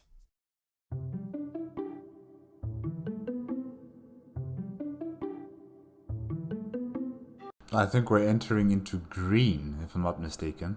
Yeah. Green is a more abstract colour than red or blue, but it is essential to both in the lands between. In our playthrough, green might be seen as less important, as it is less relatable than red, but I can only think about stamina when it comes to green, so yeah, hopefully Hawkshaw has more information dealing with the color green. Yeah. it is just as fundamental. We meet green time and time again in game when it helps us as stamina and hinders us as poison, but it is more complicated than that. For stamina, there are many items which show the pattern. Green Spill Crystal Tear raises max stamina, its Green Burst cousin raises stamina recovery, and Green Turtle Talisman does the same. A turtle neck pickled in green also boosts stamina recovery, a completely different effect to the red, unpickled neck from the same creature. But what is stamina? Stamina is defined as the ability to sustain prolonged physical or mental effort. But what gives that ability in essence? What is physical and mental activity, really? It seems to be reducible to motion in the physical world, and in the mental, the more abstract, animation. Green is therefore the animating energy for the body or mind. It is in that which moves, animates, progresses. Okay, so yeah, no, that sounds important, really. That really sounds really important for your own existence. You know, yes, you have the body, which is red, you have the mind, which is blue, but what powers the mind and what powers the body is the energy coming from the green. Yeah, okay. Cycles, rises, grows. It is in nature certainly, but so too in the racing mind. And the body is full of energy. Green in isolation has another clear effect in game. A green medicinal solution creates various cured meats that boost immunity. Immunity helps fight poison. We consume it like a small dose of poison to strengthen our resistances for the future.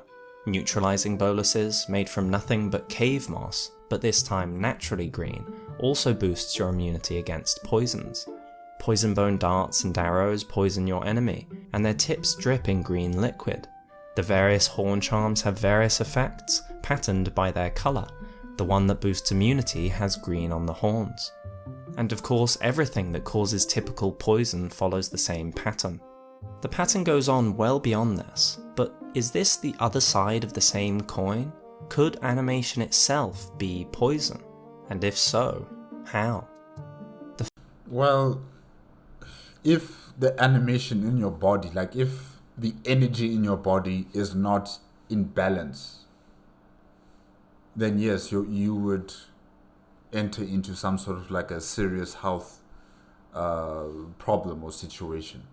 You know, if you have too much energy heading for the brain and not heading for the rest of your body, you know, your body might just shut down. Or if there's too much energy in the body and not enough going to the brain, you won't be thinking straight. You know, you'd be almost brain dead or something. So yes, it can be a threat. Really, it can. I think. Hopefully, I'm right.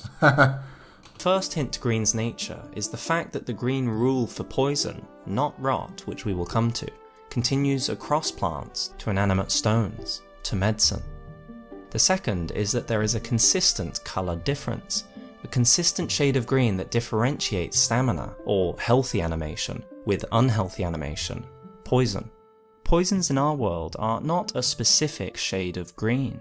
Stamina green is consistently a rich, vivid green, sitting healthily in the range of the colour. But poison is a shade of green that moves towards yellow. Why is unhealthy animation towards the shade of yellow? Because it becomes disordered, or by It becomes chaos. another name, chaotic. Better to have ordered motion, even if it is a little slower than desired, over chaotic motion. Animation going wrong in the body is very linked to timing going wrong, movement being paired with time. We know from black and white that grey timekeeping doesn't do well for health. What about chaotic movement or animation within our bodies? What can happen if the body's processes go out of sync?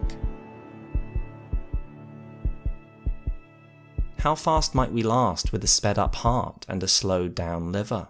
Or a metabolism many times too fast? Chaotic bodily processes are deadly. Even slight rhythm errors between them over long periods of time causes huge problems in the organs.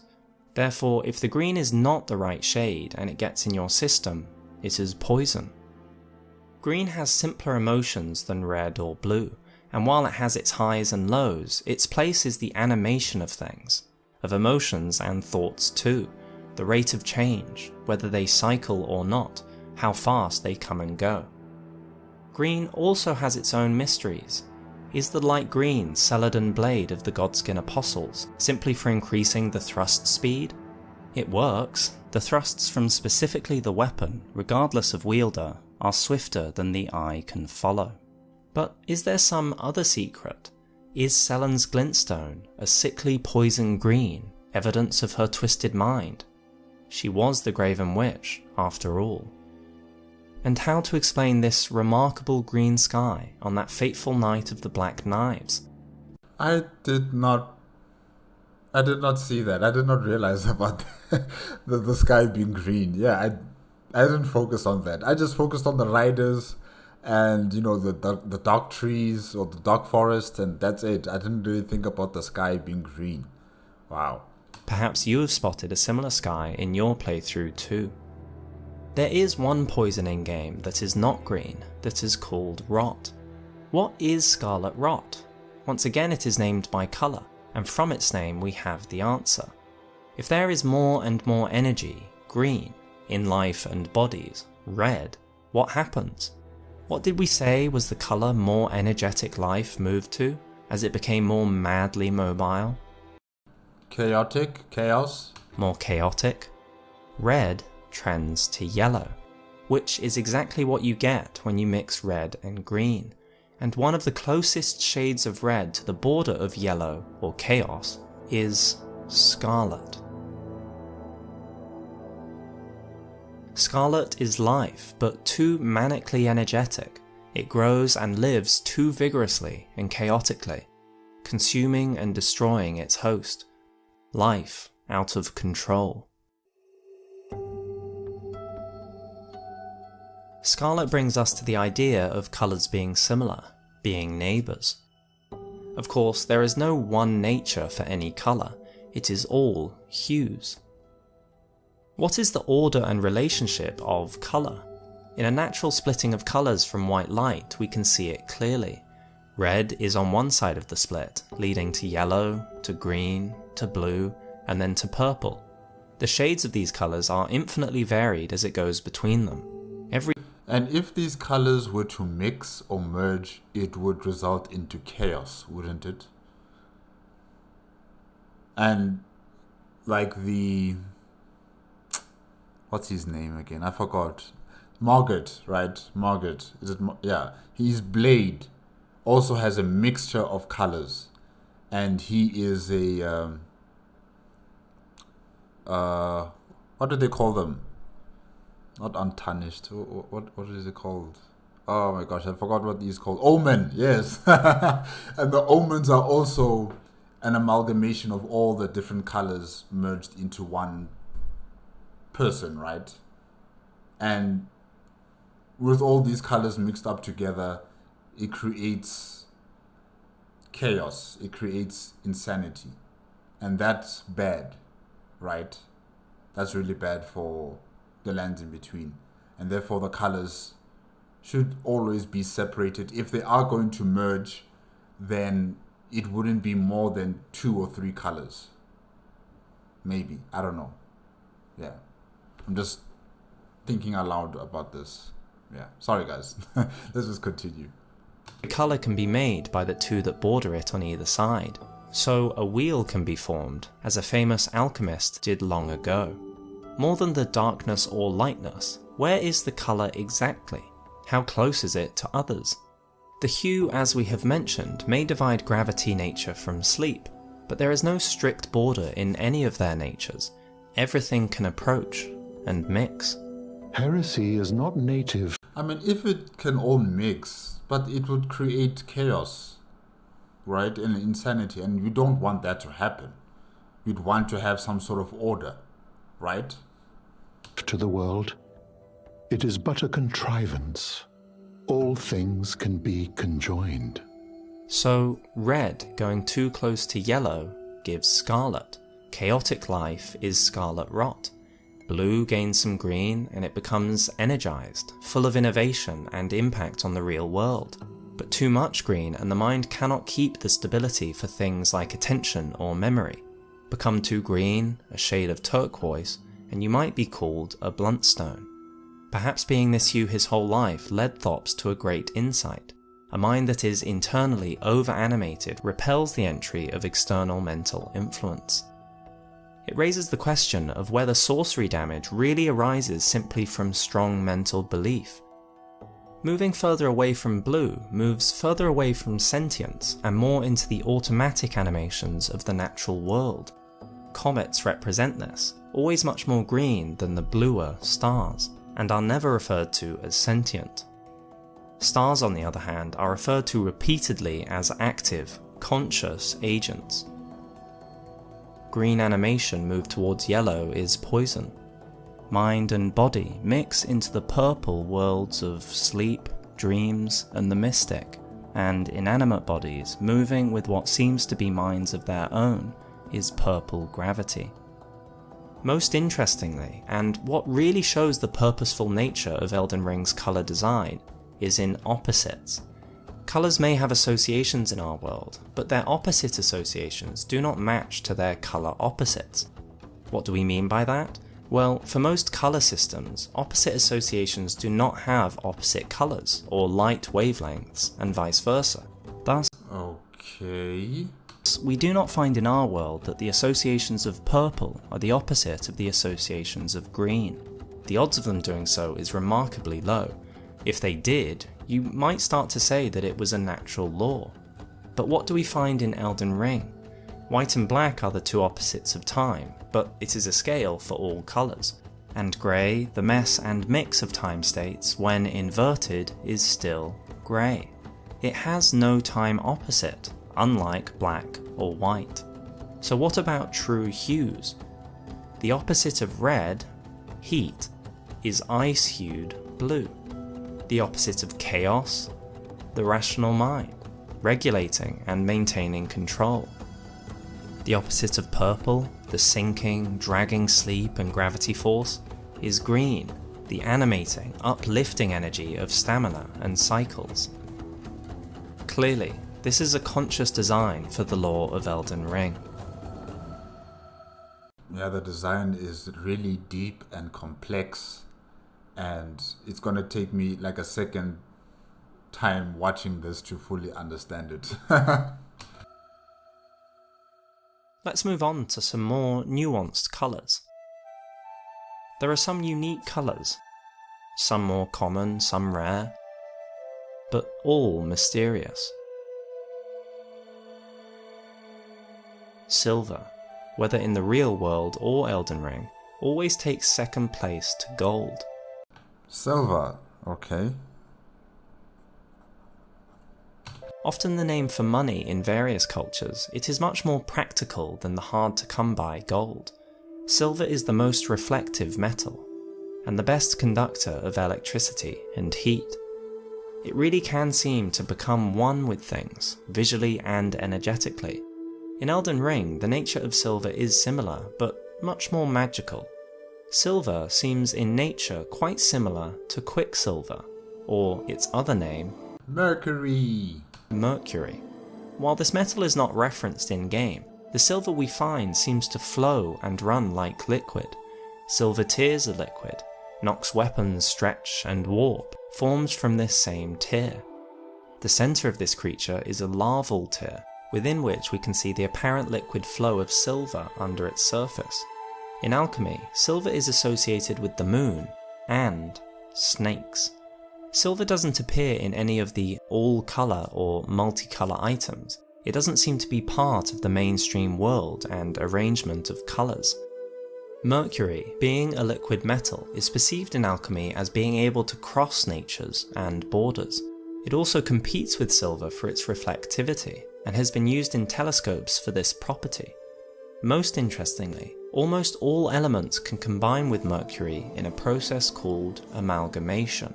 Both silver and quicksilver seem to have the ability to take on the properties of other things, whether visually or physically absorbing, or in its heat or electric nature. In Elden Ring, silver truly takes on the nature of others. We can even birth ourselves anew with this silver, and it is hinted that maybe a lord can be made by a silver imitation. While this nature of silver seems to be a pattern, it is still a mystery. Why is the metal of Trina's sword full of purple magic silver? To conduct the realm of dreams? Is Oracle Envoy blood silver? They look somewhat similar, white and blue, to the white-blooded Albinaurics. Yeah, okay. And Albinaurics were formed from a sacred drop of dew. Was that dew as silver as the shield that represents it? And what is blue silver? A mysterious metal born from the same mother as Albinaurics themselves. Blue silver male armor. Can we see this blue silver? I want to see. And is there red silver male armor as well? Or yellow silver male armor? Or is it just blue? But why is it called blue?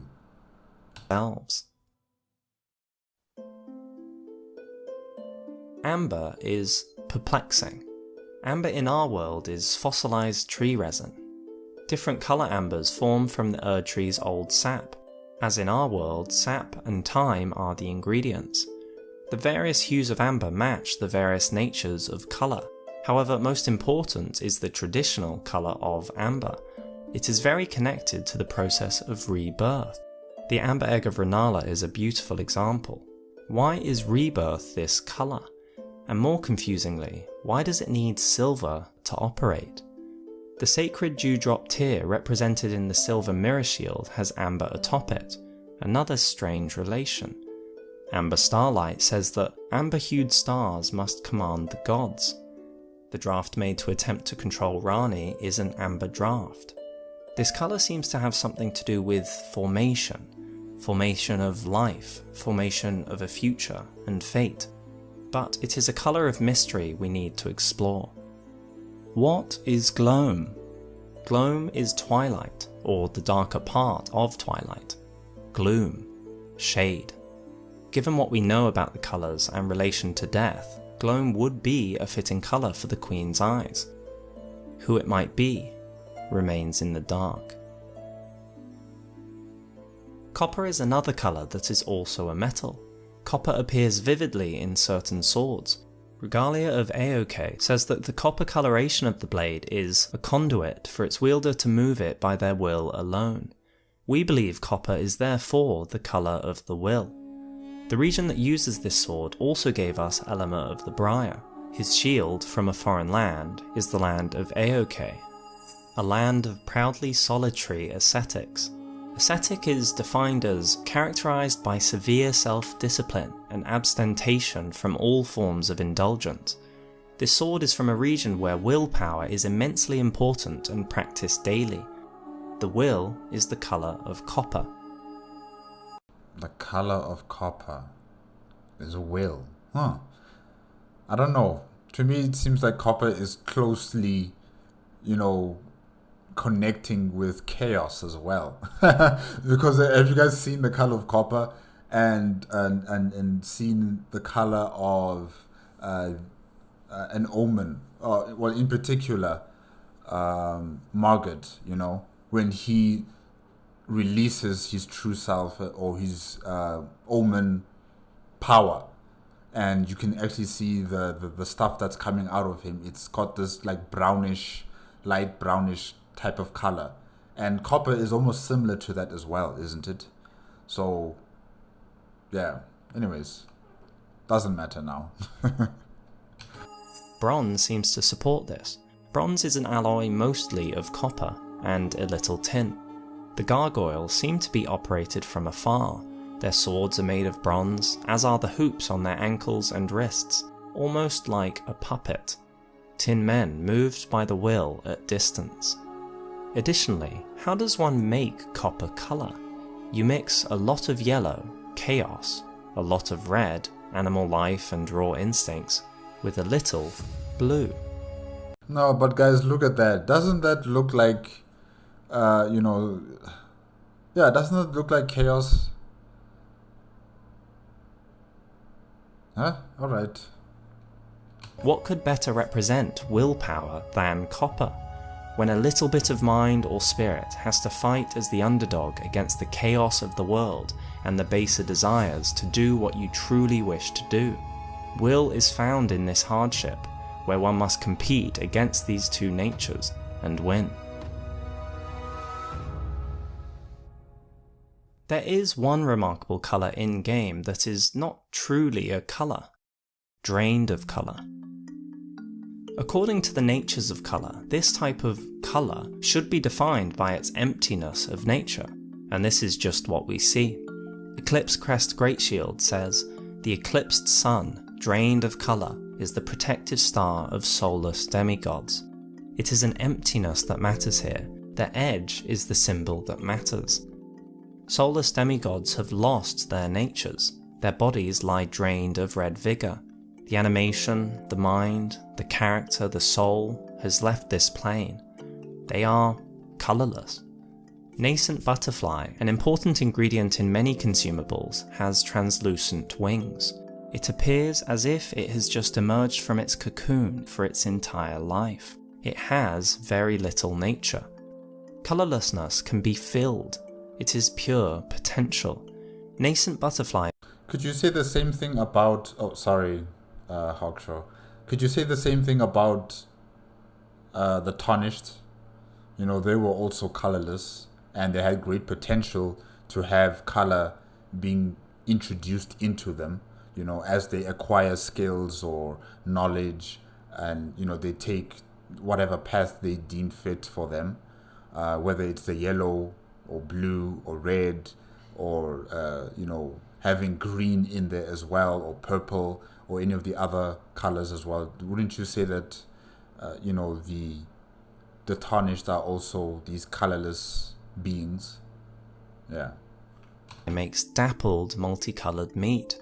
It doesn't interfere with these hues. It is colorless, and can take on varieties of colors without staining it with its own. This concept comes again with somber smithing stone. Somber being defined as dull in color or tone. The description of the stone again reminds us that color is an essential building block of the world. Shard of smithing stone drained of color. What a peculiar thing for a blacksmith to find important. Finally, it says, special armament with unique characteristics cannot be strengthened with colored smithing stones. Color has nature intrinsically and irremovably. If something is a unique and balanced mix of colors, To use a coloured stone would literally change its nature. Therefore, to maintain its uniqueness of nature, which in Elden Ring means its remarkable uniqueness of colour, you need to use a colourless smithing stone. So, multicoloured. Now we know the basics, we can approach these remarkable dappled patterns. There are of course many base colours. We can therefore make a prediction before looking in-game. Multicoloured consumables in Elden Ring should have the same effect as its constituent colours. It should, but it also sounds like chaos once again, you know? Mixing of the colors together like that, wouldn't it create chaos, and would that not be a bad thing? You know, what's keeping them from mixing together to make this paste, this copper colored paste or brownish colored paste? You know, what's keeping them apart? What's keeping them within their own little constituency, so that they don't mix and it becomes poison? Indeed, multicoloured is achieved by the most basic function of something else. These colours, after all, are not mixing. But first, dappled, rainbow, mottled. It goes by many names. The mottled necklace, from an entirely different culture to the Erdtree, has very clearly 3 colours on it: poison green, purple, and red. The exact colours of the more ordinary immunising, clarifying, and stalwart charms. What is the effect of this vividly coloured accoutrement, precious to the ancestral followers? It raises robustness, immunity, and focus, just like our colours would dictate, and a combination of the more regular coloured horn charms. Our prediction is right. This pattern fits across many items: flask of wondrous physic, a relic of the physic chemists, priests of the Erdtree. What a curious profession for priests, to focus on the mixing and combinations of base natures. Harnesses the power of crystal tears, which only form after the passage of many moons. Various special effects are bestowed upon the drinker, dependent on the specific mixture of crystal tears. Of course, there are many colours of tears, crimson and green and so on, and with custom combinations, the vision of their effect is multicoloured. One special tear is the opaline hard tear. Opaline is another word for opalescent, defined as showing many small points of shifting colour against a pale or dark ground. Opal is famous for being able to display every colour of the rainbow.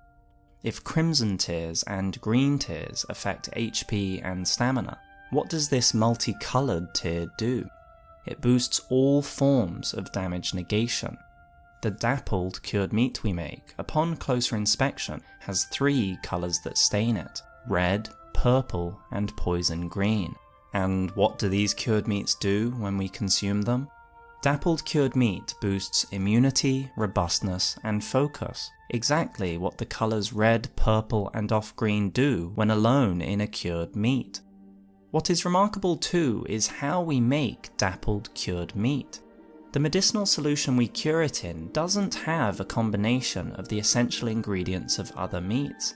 The invigorating cured meat, red, has a land octopus ovary in it, but it is not in dappled meat.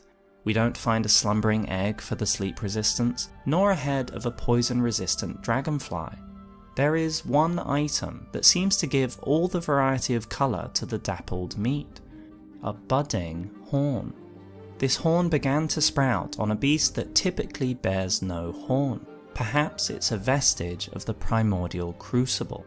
This horn gives rise to many colours. What is the primordial crucible? Where all life was once blended together. All life, all natures, and therefore all colours. With the nature of multicoloured established, we can look at where it appears in the lore. We can understand why the rarest and most prized of Miranda flowers are the most varied in colour. There is a great power in the diversity of uses. Astal, formed of many colours together, can cast various forms of magic, and indeed, amongst all this varied colour appear rings. Why are the celebrants in the window? And those rings look golden. So what is it? The golden color that's keeping all of these other colors together? Like that? Okay. Mill village armed with multicoloured rakes, skulls and sickles.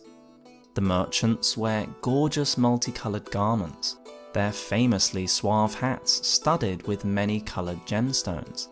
Is this the lie of the three fingers? That removing division will bring together this diversity in beauty instead of destruction in chaos? The gods themselves seem to be a multicoloured set. The outer god of scarlet rot, the god of Rani's order, the formless mother, and so on. Perhaps white and black is like a many-faced god, acting as many colours, but in fact is one. Colours are so fundamental that the very gods seem to be divided by them, and one god, the greater will, is recognised by one exceptional colour. Gold. But nothing is so important in the lore of the multicoloured than the crucible and the omens. Omens, with the nature of all creatures emerging, have much more than a vestige of the primordial crucible. If yellow is a chaos of everything mixing, multicoloured is something to be nervous of. How things can be multicoloured without mixing to chaos is the place of a most famous colour, and omens are evidence of the breakdown of this colour. As the boundaries of colour begin to weaken and stir up, how close we come to chaos. Morgoth is an omen who knows he is a risk. He is ashamed of his curse. He recanted it and sealed it away in his cursed sword, a beautiful lore item. Warped blade of shifting hue. The colours tell us his story. What is an omen but a warped being with many coloured natures shifting and emerging? The accursed blood that Morgoth recanted and sealed away, reformed into this blade. When this blood becomes unbound, it emerges. It explodes and mixes in a filthy, off-yellow, staining the thrones. And that's what I expected from mixing of all these other colors, you know, to make the multicolored food or potions or stuff like that. You know, I expected them to come out into this brownish, messy kind of color.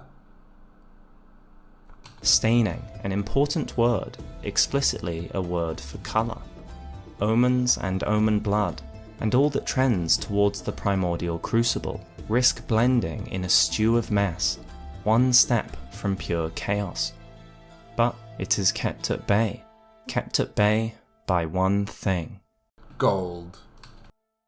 Gold.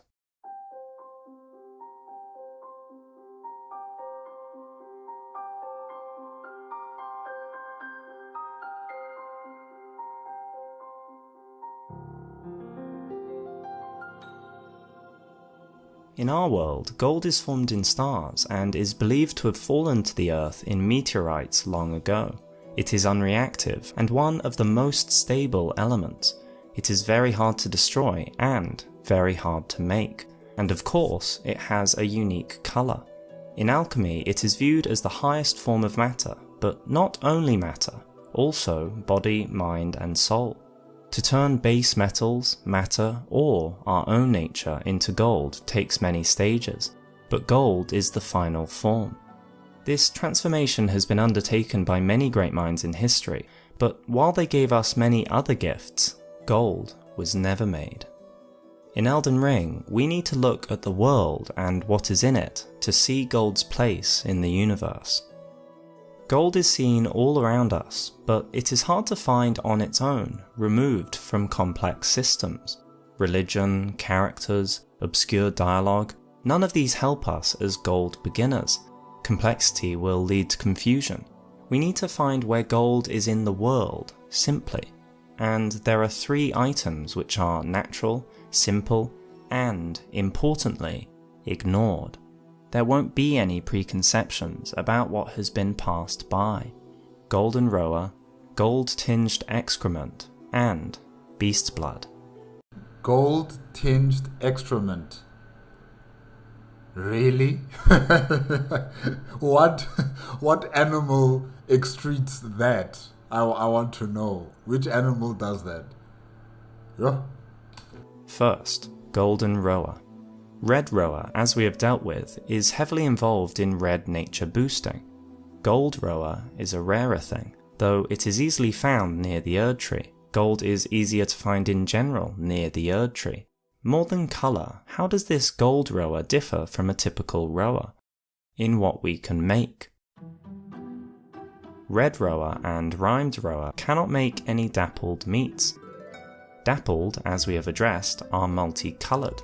They have the effects of each colour, yet the meat has identifiable, separate colours in its dappling. Why can the preserving effects of a normal roa not do what is required to make dappled meat, but gold roa can? Gold is required to stop the colours from mixing. It contains the colours in the meat, together yet separate. Interesting. Gold-tinged excrement is next. Once again, it has a unique appearance. It has a golden tinge. But we have an enormous clue in this highly ignored substance. Gold-tinged excrement is a highly stable substance. It doesn't dry out, nor does it lose its customary warmth or scent. For better or worse, it remains as it is. Yeah, but which animal creates this golden tinge excrement? I need to know. Is it the bears? Oh my gosh. Goldness maintains the nature of the thing. Finally, we have fresh beast blood glinting with gold. This glimmering blood never rots or decays. Between these items, the essential nature of gold reveals itself. Gold is order. Gold has the power to Gold is order, yellow is chaos. Yeah. Hold things in a state or condition that otherwise might change. In a universe where the natures of things are linked with colour, gold is what can hold them in relation. Gold dictates whether they overlap, mix, or are held at a great remove. Without gold, dappled meat would be very dangerous to eat, as its colours would interfere with each other. Without gold, things rot. Without gold, for better or worse, things change unpredictably. Each colour has its opposite in nature, but gold is not a base colour. It is an emergent property and an emergent colour, just like chaos. And yellow is the shadow of gold. Gold is what can divide and distinguish, and yellow destroys divisions. Interestingly, what is one thing that can break gold down in the real world? Aqua regia dissolves gold away, its colour a vivid yellow. Gold and order is like yellow and chaos. It exists and doesn't exist. It is an emergent colour when all colours are in certain orders. You have faith in gold, you can see it, feel it, but it doesn't exist in the way green does. Break the structure, and gold vanishes into its constituent parts, with the true colours within revealing themselves. If gold is order, gold may have the power of influencing the basic rules of the universe. After all, what are rules, whether in society or the laws of nature, other than order? With enough gold, you can guide these laws as you see fit. You can make things rise or fall. You can make them burn, freeze, reverse in time. You can temper your own being with blue. You can choose how long red lasts, how much green, your amount of purple. The enigmatic Miyazaki told us so before the game's release. The rings you're looking at in the logo are more a representation of the law of the world, the rules and the order. It's more about how you apply those rules and how you enforce them on the physical world and what effects they have on it. That's what's being represented by the Elden Ring and these overlapping and intersecting rings. It gets a little bit more complicated than that, but I'll leave it there for now. like dams in rivers, with gold you can direct nature itself. Whether it helps the world in general, or only yourself, depends on your understanding and your choices. The current imperfection of the Golden Order, or instability of ideology, can be blamed upon the fickleness of the gods, no better than men. Let us now look at more complicated aspects of gold and see if things fall into place. The shackles for omens have golden symbols on them, and they are bathed in golden magic. They confine omens. Confinement is a form of order. And now we have learnt the multicoloured nature of omens, isn't this just dappled meat and golden roa, but played at a much larger scale? I think so. Omens, the same as anything else, are defined by their colours. Omens are too primordial, too verging on the chaotic. Crucible, offspring. If let out to mix, it becomes disordered. Gold, like the golden roa, keeps these shifting hues in place. Morgott has the nature of what seems to be rats, goats, and many other creatures growing from him.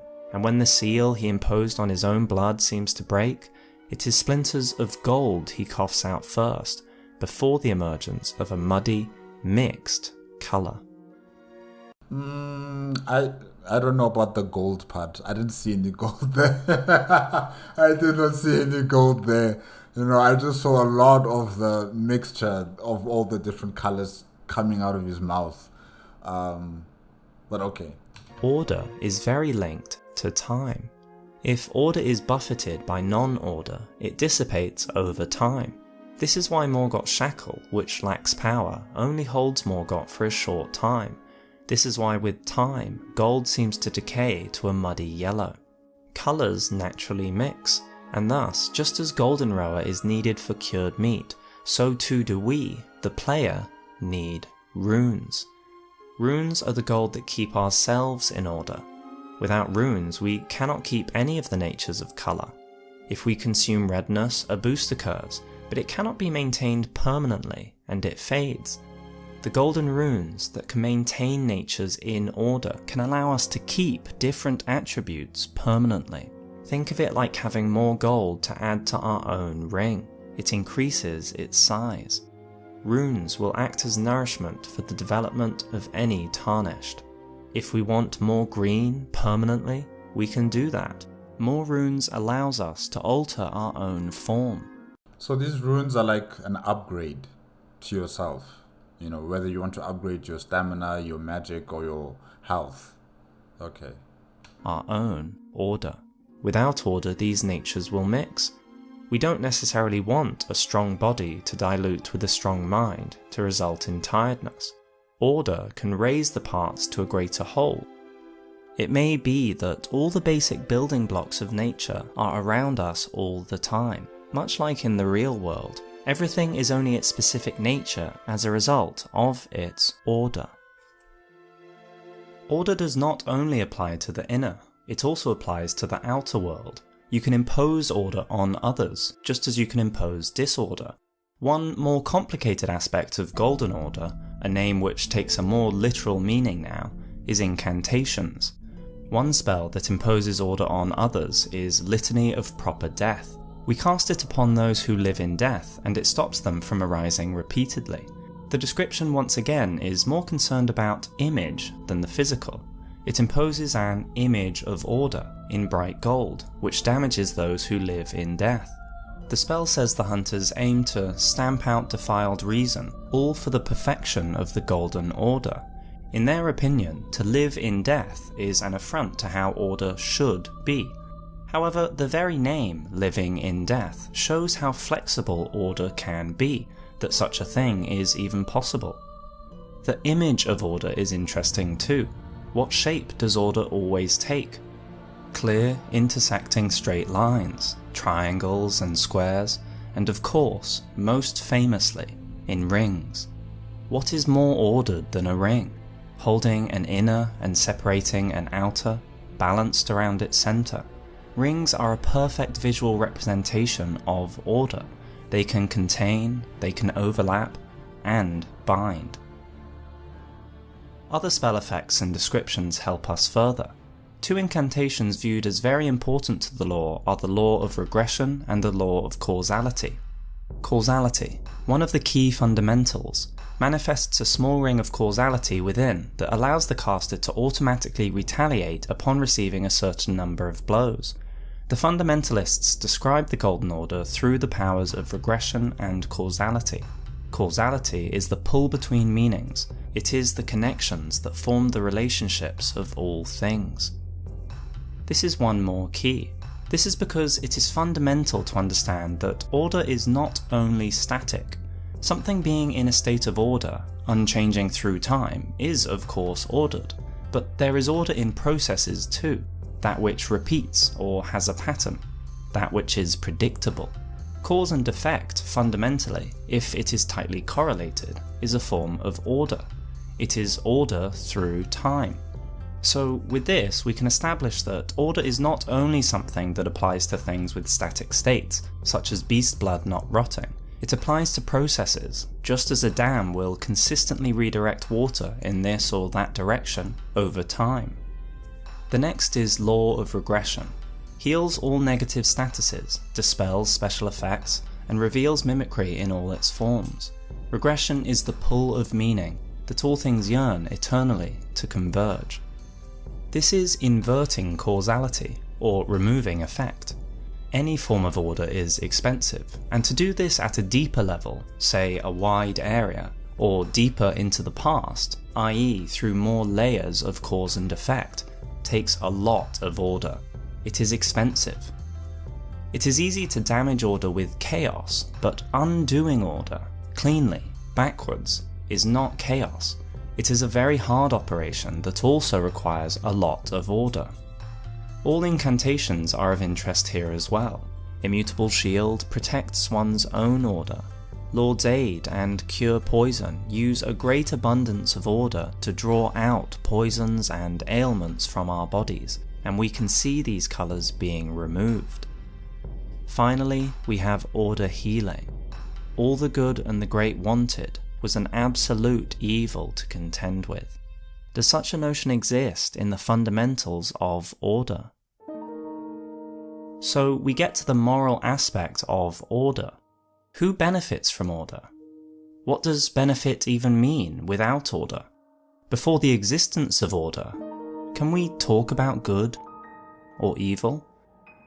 Both, if they exist, arise from order. The benefit or harm of a dam, its gain to some, its harm to others, is already placed atop an order. Can something as fundamental as order itself have a morality? After all, with chaos, such things fall down. Melina tells us as such. If you intend to claim the frenzied flame, I ask that you cease. It is not to be meddled with. It is chaos, devouring life and thought unending. However ruined this world has become, however mired in torment and despair, life endures. Births continue. There is beauty in that. Is there not? If Yes, there is beauty in that. There is. you would become Lord, do not deny this notion. Please, leave the frenzied flame alone. I did deny it. Well, I didn't play the game. I'm just saying, out of the endings that you were given as a player, like I said before, I would have chosen the frenzied flame first because, I want to change the order of things in the lands in between. However, now that I know that changing it with the frenzied flame is not really going to help, yeah, I won't choose it anymore, definitely. But in the beginning, I did want to choose that path, definitely. Just to clear out the Golden Order, clear out these Earth trees, clear out the will of the Greater Will on the lands in between. I thought that, the frenzied flame and becoming the Lord of Chaos would be the best path. Life itself is destroyed in chaos. The pain and suffering of life is also order. It is division and distinguishment. Frenzy removes the order of pain, just as the Eye of Yellow relieves it. Without suffering of any kind, we would die. Order contains, perhaps irremovably, suffering, but is a mixed quality of life better than none at all? Yeah, mixed quality of life is better. Yeah. Lord of Frenzied Flame is no lord at all, when the land they preside over is lifeless. Chaos is a release, but a well-structured order may do wonders. And this range of the possibilities of order is the purpose of Goldmask. The state of the current order is weakening, and disorder has become more present. The fallen leaves tell a story. Gold is fading even small distances from the Erd Tree. Is it because gold is alloyed with something outer, allowing the influence of outer gods? Is it unstable ideology and fickleness that is the problem? Or is it the physical damage done to the Elden Ring that is causing these issues? Goldmask takes on the task of mending order. His change to fundamental order impacts everything and everyone in the lands between. In fact, the form of order is what defines every ending in Elden Ring. Many orders are possible. Unlike others who create a mending rune, Goldmask invests incomparable time and thought into his creation. He has likely spent a lifetime to reach his level of understanding. Staring up, through holes in his mask not unlike a pinhole camera, he observes the world. Is the mask splitting colours, so he can analyse their true natures? I think it is. I really do think it is splitting, the colours, and he's analysing each and every single one of them through his mask. I don't think it's just a mask with holes. There has to be a deeper purpose and meaning to it, in order for him to create the mending rune, the perfect order mending rune, he'd need to analyze all the different colors, analyze how they would all contribute to a new epoch or a new order that he would be creating, He seems to care about the fate of the world, beyond his own self-interest. We should be glad for it. It is an enormous responsibility to lay down the order for all others. Order, in a sense, is innately unnatural. Get it wrong, and it may have been better to do nothing. But there are huge benefits to tempering your nature, for yourself and others. This is why Goldmask's work is all about transcending. The culmination of his work is the mending rune of perfect order, a rune of transcendental ideology, which will attempt to perfect the Golden Order. Will this allow vivid colour to return to the Tarnished and the lands between? Goldmask has achieved something miraculous when his rune starts an Age of Order. Whether it will succeed in the long term though, only time will tell. Gold is colours set in order. We can see it when it breaks and ceases to glow, its colours revealed. Gold can be a shackle, but gold can be freedom. All that is cursed or evil is order, but so too is every gift in life order. To choose its alternative is madness. To know ourselves, our nature, our colours is a path we must follow, just as Goldmask followed his. Never impose order carelessly. Instead, walking this path of understanding may give the insight to harness our own natures, to lay down our own rings, to gain strength of all forms, to be present, to earn comfort with what we cannot control or understand, to be more in harmony. Too much and you are out of control. Too little, you're ineffective. Too intense, you'll never last. Too light and you fade away. In time, our actions, thoughts, energy, instincts, and even emotions can be brought to harmony, with time and battle. After all, the creator called gold the concepts of order and discipline. Just as gold won its place in Elden Ring, anyone can conquer their own lands between. Anyone even if you feel your colours are tarnished, can transcend to gold.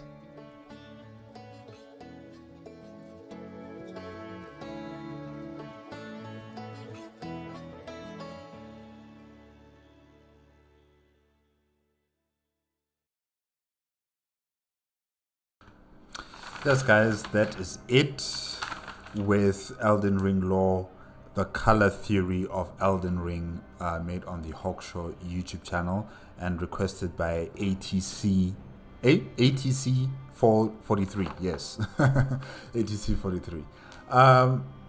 Yeah, you know, Hawkshaw went into depth with, the colors in Elden Ring. He really went into depth with it in terms of the representation of the different colors in the Elden Ring universe, if I can say that, their importance, what do they contribute, how do they affect the world and those who follow by a particular type of color, and the fact that, these things can be changed. They are what they are. They are part of the lore of Elden Ring, and you just have to make sure that you are able to utilize them to the best of their ability. And also, when Hawkshaw was talking about the mixture of colors, there it really threw me off, because I was really thinking that, if you were to be mixing all of these colors to make different types of potions or weapons or food, it would turn into chaos. It would turn into something that is not possible of being consumed, because it'll be poisonous to anyone that tries, unless if you're an omen, maybe. Yeah. So the fact that it's also possible to mix all of these colors together and create something is also quite interesting. And the fact that gold, the color gold, holds it all together. So it prevents them from mixing together, becoming some sort of like a brownish mess. They're still in their own separate constituencies, and you can still, use them effectively for your own needs. So yeah, that was also quite interesting to hear about how effective gold can be, and how it also contributes to the lands in between, and also how societies in the lands in between would use these colors for their own advancement, or protect themselves from certain colors, like red. Red is no longer seen as a color, or should I say, those who are in the path or walking on the path of red, those who have animalistic emotions or instincts of battle and competition, those who follow down that path, they are considered not to be part of the Lindell civilization. And even those who wear red clothing are considered to be outlaws or heretics, and they're not allowed to, converse or intermingle with the people of Lindell, as well as the rest of the Erdtree Empire. So that was also quite interesting to hear about. And of course, yellow representing with chaos, they're not allowed, completely not allowed to be intertwined with the society within the Erdtree Empire. So yeah, it was quite interesting to hear about that as well. And with purple being the power that represents, or the color that represents, the dream state and gravity. In the beginning, also with that color, I did not understand how is it that dreaming could be part of purple and not blue. But as Hawkshaw continued to explain that the color red, the physical body, the color blue, the mental state, combining them together, it would give you the purple color. Therefore, the dream state is part of your existence as well, and it's what makes you a human being, and therefore merging those two colors together gives you a unique a unique perspective that belongs to humanity, if I can say that, in terms of the dream realm or dream state. Yeah. And also in terms of black and white, the colors black and white, I think I'll need to watch this video again just to have a clearer understanding about the contributions of black and white.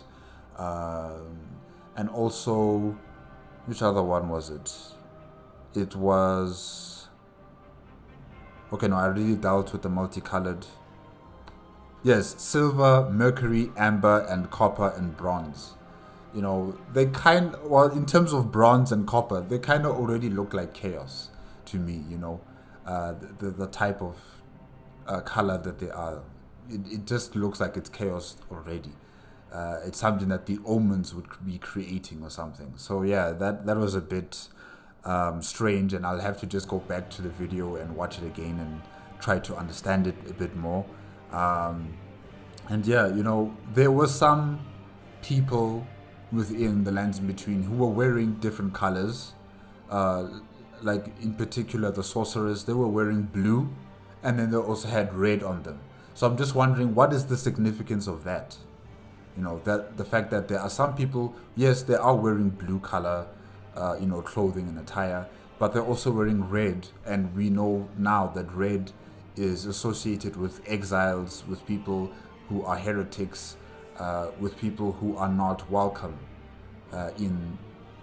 in society. So why is it that there are some people with a dash of red here, or a dash of yellow, a dash of another color mixed with the color blue?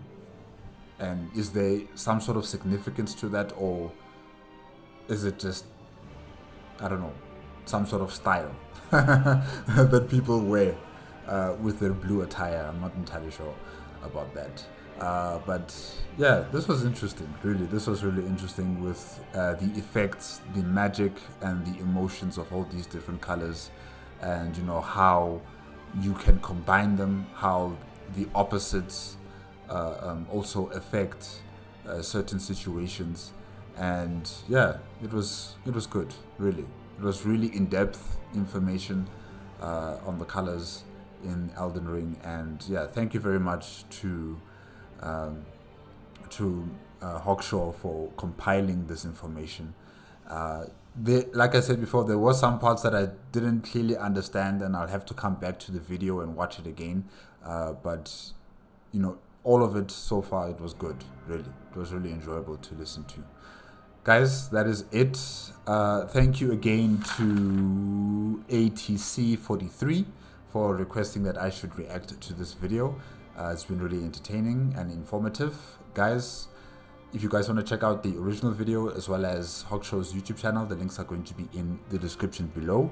If you like my reaction, please give me a like, comment, and subscribe to my channel. Click on the notification bell if you want to be up to date with my latest videos, and I'll see you guys next time.